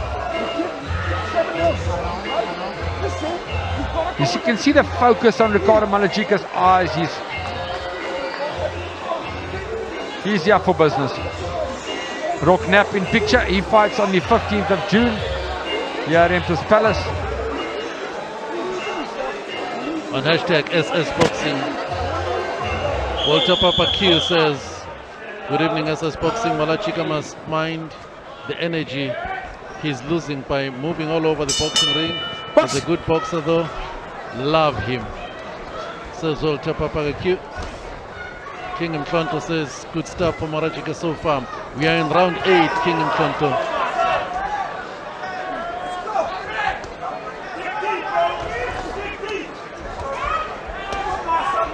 Yeah, so even though Marcel Braithwaite is defensively very good, don't hit here, don't hit here. There's no work rate coming from him. And Ricardo's just peppering him with a jab.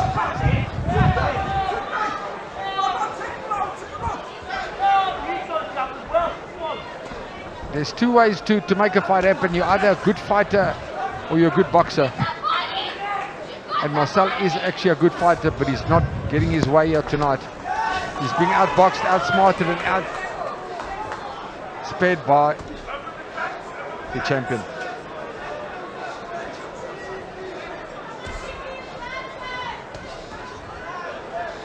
Spent the early part of this fight being told to wait.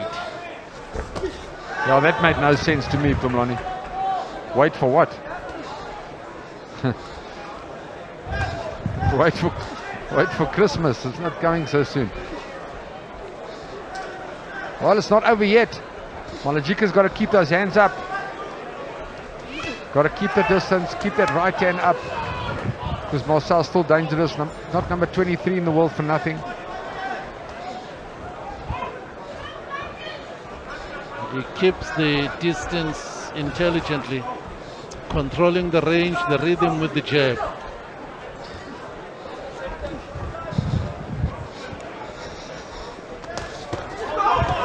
There's that left hand again from Braithwaite. Yeah, good left hook from Braithwaite. That's what he's looking for.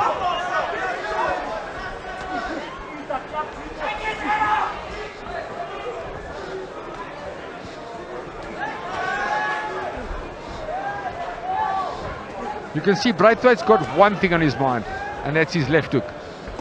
But he's neglecting everything else. He wants to win this fight by knockout, Brian. That's the only way he can, Pumlani. He's miles behind on points. And but he's been like that from round 1. As you said, they said he must hold back and wait, which made no sense. Break.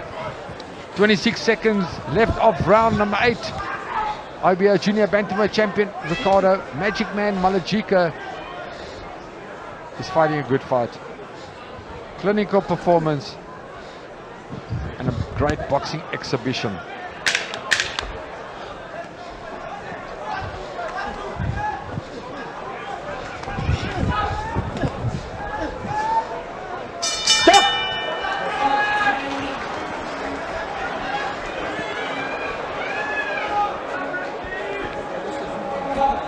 Coming at you, okay.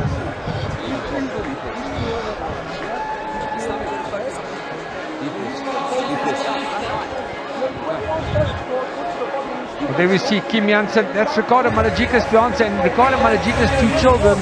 That's his 2 daughters in picture. So that's the world champions family.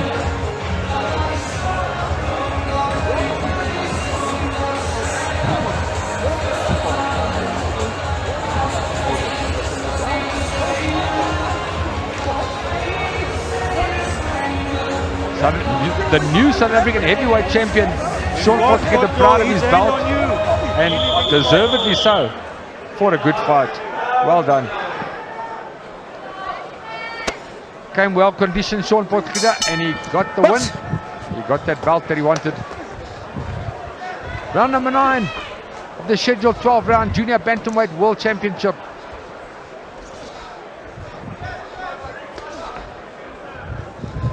Malachika back to the left jab. Break.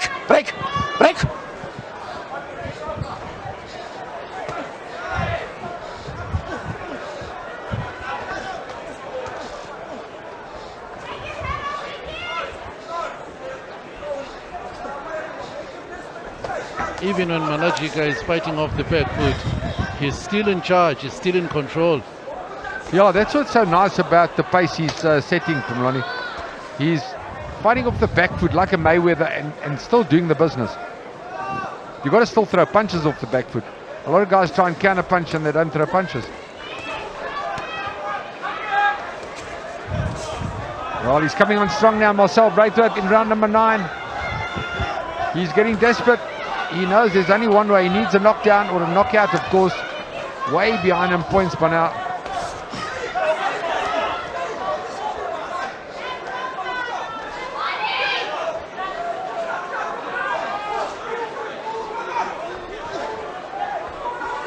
His corner is begging him to push Ricardo Malachika back.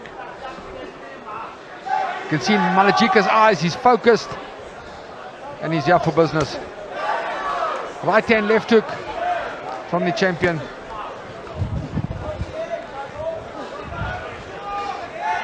And Marcel Braithwaite has zero chance of winning on points. He needs a knockout.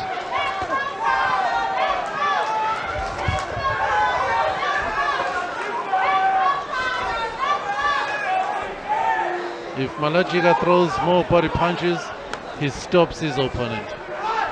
With the amount of work that he's doing, with the control that he has, if he throws more body punches, he slows Marcel down, he stops him.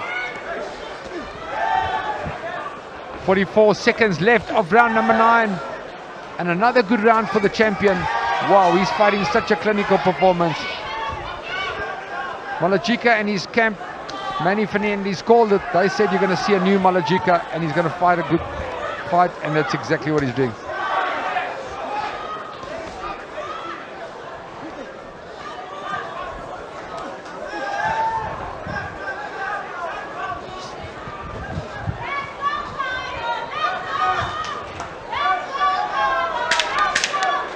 Into the last 10 seconds then of this round.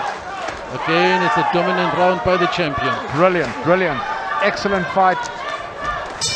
Wow, the South Africans looking class act.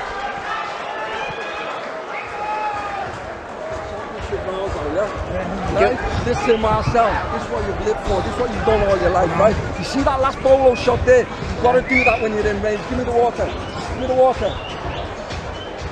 Do it when you're in range, okay? Yeah? Yeah? Okay? Get that head moving. Go to the body. He's tired as you. He's as tired as you. Who wants it? You or him?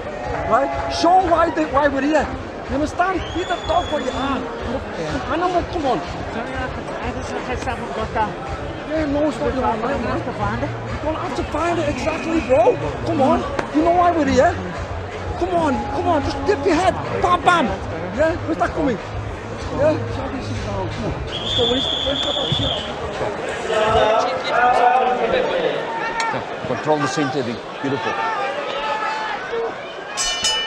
Bouts!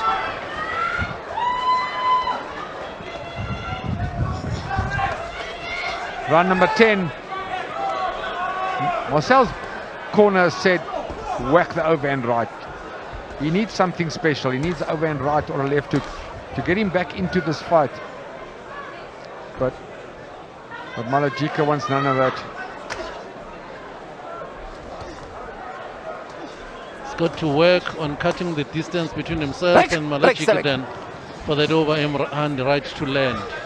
Yeah, for sure, Pranani. And if you're that height and you're that size, you got to cut the ring, you got to push your man back all the time. But like we say, it's easier said than done. If your opponent doesn't allow you to, like Malachika's not allowing him to get close.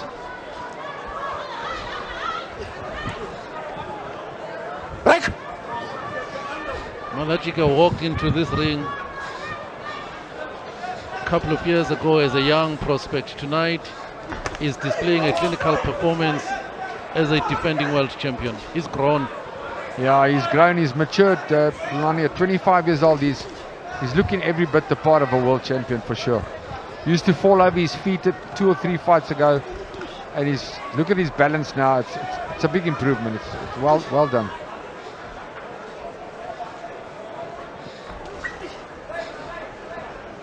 Send us your comments on hashtag #SSBoxing.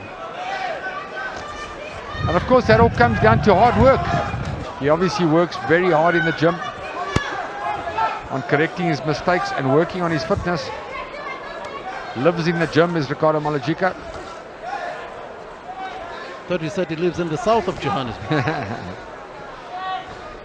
Well, in one of his interviews, he said that the gym is like his house. The 2 rings are his bedrooms and the bags are his friends. He's landing the big punches right now, Malajika. Now he's the one pushing Marcel Braithwaite back. Ricardo Malajika looking great in round 10. Wow, the champion might even stop his man. He's hurt Marcel Braithwaite. Now he's bleeding from the nose. Under 30 seconds left in round number 10. And here comes the champion in round 10. Oh, big right hand from Ricardo Malajika.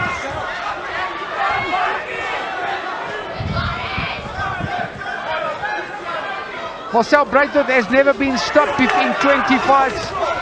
This will be one for the book should Ricardo Malajika stop him. But he's still dangerous. Oh, brilliant stuff from Ricardo Malajika in round 10. Marcel Braithwaite in big trouble.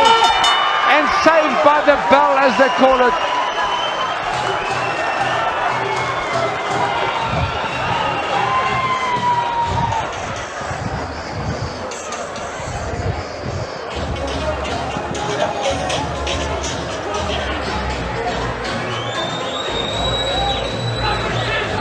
Get oxygen to your legs. The only way you can get you down is by luck.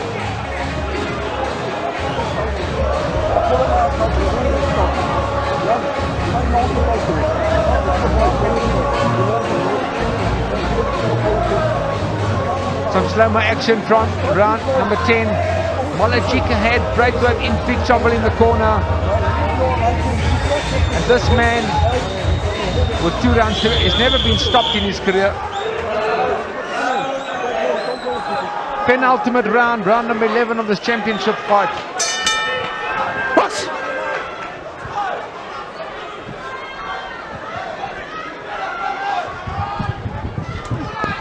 They tried to stop the bleeding in the corner, but as soon as the jab lands, he's bleeding again, Marcel Braithwaite. His face looks a mess. And the champion is looking unbelievable. He's walking his man down, Ricardo Malajika, putting him under pressure. Marcel says, bring it on. Oh, that is off balance. His corner is asking him, Marcel, dig deep, Marcel. He's going to have to dig deep now. His face is a bloody mess, his left eye is closed. And the champion is putting him under pressure. What a fight. Oh, brilliant from Malajika. Marcel Braithwaite is in trouble in round number 11.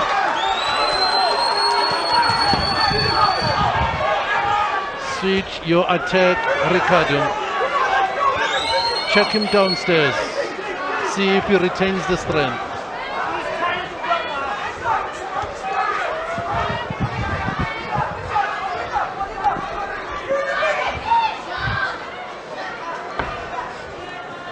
Oh, now it's just a matter of how good he wins, Ricardo. Does he win by stoppage? Does he win on points? But of course, got to still keep those hands up. It's not over yet. But Marcel Braithwaite's face is a bloody mess right now. Now Malajika, the Magic Man, fighting, switching stances, orthodox southpaw.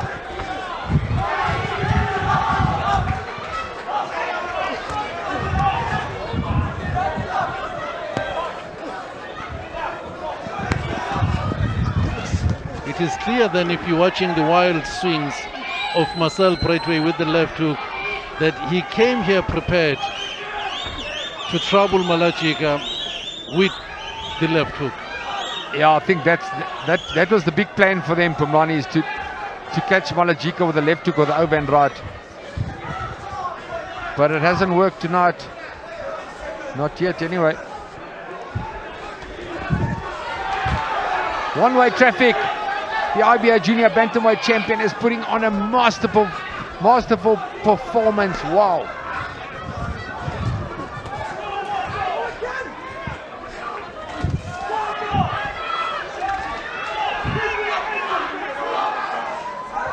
10 seconds remaining in round number 11. It's all the Magic Man right now.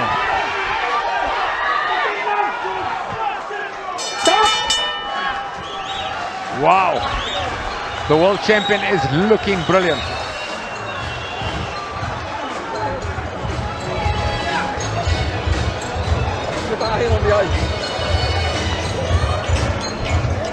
Now listen, Marcel. Listen. Fucking breathe. Listen. Stop pulling on Marcel. Listen. Right? You got 3 minutes now. You're sitting with everything. You haven't got your arm away. There's a slow-mo action in round number 11. Marcel Braithwaite, look at that face. It's a bloody mess. Left eye is closed. The champion has really fought a... Wow, what a fight for the champion. 3 minutes left. Can Marcel Braithwaite pull something out the bag? He obviously needs a miracle, but miracles do happen in boxing. Last round.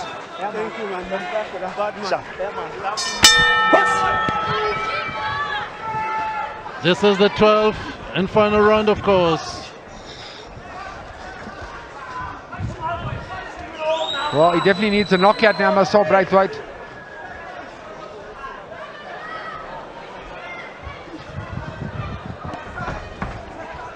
There is blood on the Magic Man's trunks, and all that blood comes from Marcel.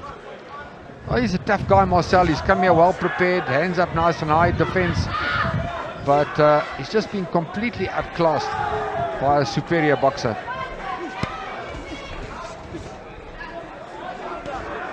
And Malajika, should this go the distance, will make a great first defense of that IBO World Championship. It's been a clinical performance, Brian. Yeah, it really has, Kamran. He's done everything well. It's hard to fault Malajika in any department. Goes southpaw, looks great.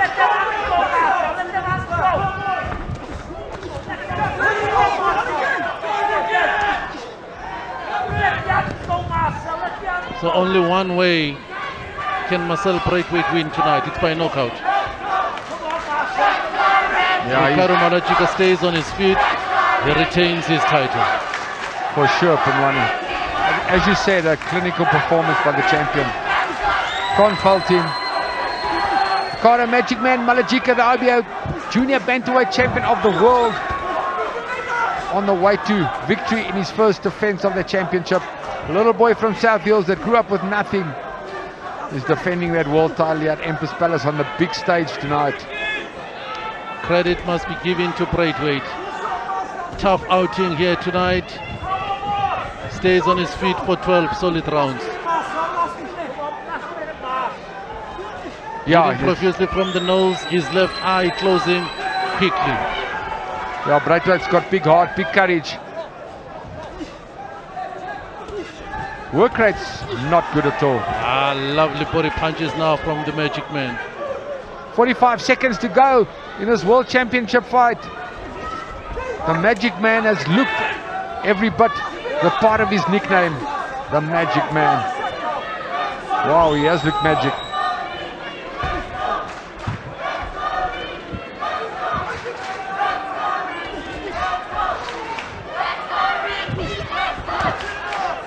Tries the right hand, tries the left hook, doesn't land. Braithwaite. 10 seconds to go in this World Championship fight, and Ricardo Malajika. What a fight by the champion, what a performance. Wow, the crowd are loving it, they're on their feet. And Ricardo Malajika has retained an IBO Championship of the world, no doubt. By winning almost every round, I would say.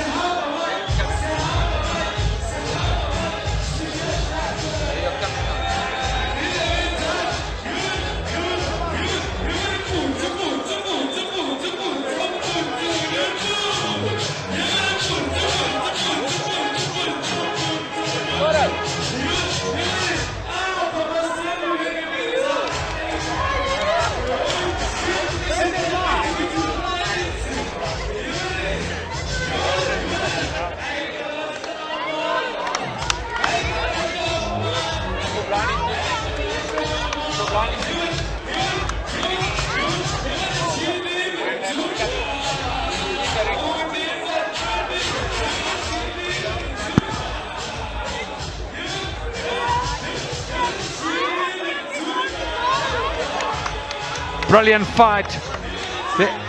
There we see Marcel Braithwaite. Bit of a bloody mess in the corner. But he came with heart, courage. It's what all fighters really do. There's the Magic Man getting dressed by his trainer Manny Fernandez. Wow. What a clinical performance, like Bumlani called it. Boxing exhibition of note. South Africa has a future superstar. Promoter Rodney Bowman, the CEO of Golden Gloves, is happy.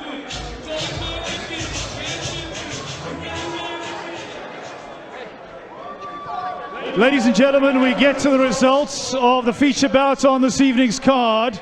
It was for the International Boxing Organization World Junior Bantamweight title. All three judges scored it unanimously and identically. Monsieur Jean-Robert Lane from Monaco, Mr. Alan Matakani from East London, and Mr. Roger Bano from Accra in Ghana all scored the fight 1-2-0-1-0-8 in favor of the winner, and still the IBO World Junior Bantamweight Champion from South Africa, Ricardo, the Magic Man, Malojika! Wow! Winning by 120 to 108, a whitewash. All three judges' scorecards. Ricardo Malojika, what a performance. Pumlani MCB is going to interview the champ. Ricardo, first and foremost, congratulations on a top performance here thanks so much. I first want to thank everybody that came out to support me, and I want to thank everybody that made it tonight and to experience the history of being a champion. It's my dream, and you know, I just want to thank my sponsor as well, and everybody with the pink t-shirts and everybody with the wonderful colors as well. Thank you, Lord. A solid performance over 12 rounds. You are in charge, boxing clinically behind an educated left jab here. Yeah, you know, like Duplessis said, they don't know what we know. This is South Africa. This is South Africa. Like I said, lightnings and thunders, as you saw the weather today, ladies and gentlemen, it was lightnings and thunder. Let me talk to your trainer, Manny Fernandez. Now, Manny, when I say the performance is clinical, it goes back then to the preparation, getting ready. Yeah, no, Ricardo's one hell of a fighter, as you can see. He's only going to get better and better. I've been working just over three months with him. I want to say thanks to Brian and Shireen, his wife. We got an excellent team. Great stuff still to come. Great stuff still to come. Now, I look around the ring, I see his belt. But on the other side, I see another belt. I see another world champion. Jackson Chow. May you come closer, Jackson? You're saying more to come, many. Yeah, it all depends on Rodney Berman, the promoter, and Brian Mitchell and the camp. And that's what we are for.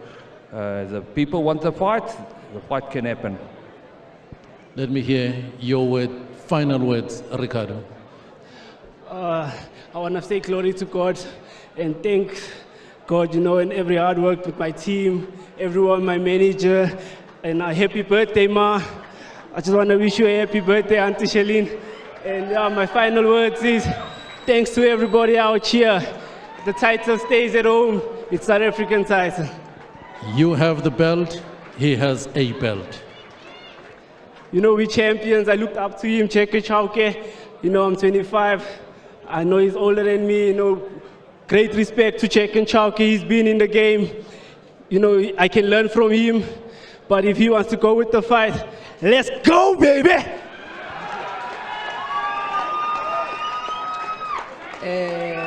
Firstly, I'm grateful for the opportunity.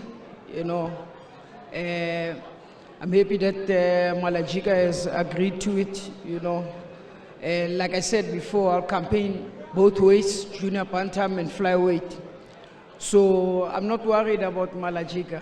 He's a good boxer though, but Malojika is a boxer with limited skills.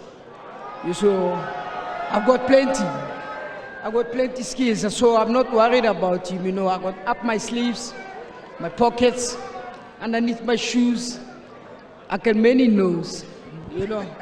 So, and then this will not be only about Malajika. I've trained with many. Congratulations, many, for your win today. Got a lot of respect for you. If I can put a win against a boxer that is trained by the great Manny Fernandez, that puts 5-star in my career. So we're gonna get it on. Let's go, baby. Congratulations, good fight. There it is, ladies and gentlemen. Let me take you back to Brian, his ringside. Thanks, Pumlani, with Jackson Chalky challenging Ricardo Malajika. So let's middleweight 4-round fight. Dean Prumnik beat Kumbulani Duma KO round 3. Light heavyweight 4-round Dylan Prusser beat Fulafelo Ramaliba on points. And the light heavyweight 4 rounds Sanile Mbata versus Clifford Lowe was a majority draw. Brendan Taser beat Darren Rousseau on points in a brilliant junior middleweight fight. Sean Potgieter surprised the world by beating Keaton Gomes on a TKO in round 11 after being knocked out in their first fight in the first round. And Ricardo Malajika, wow, a clinical performance, beating Marcel Braithwaite from Liverpool on points here, winning every single round, basically a whitewash. From me, Brian Mitchell, thank you for watching.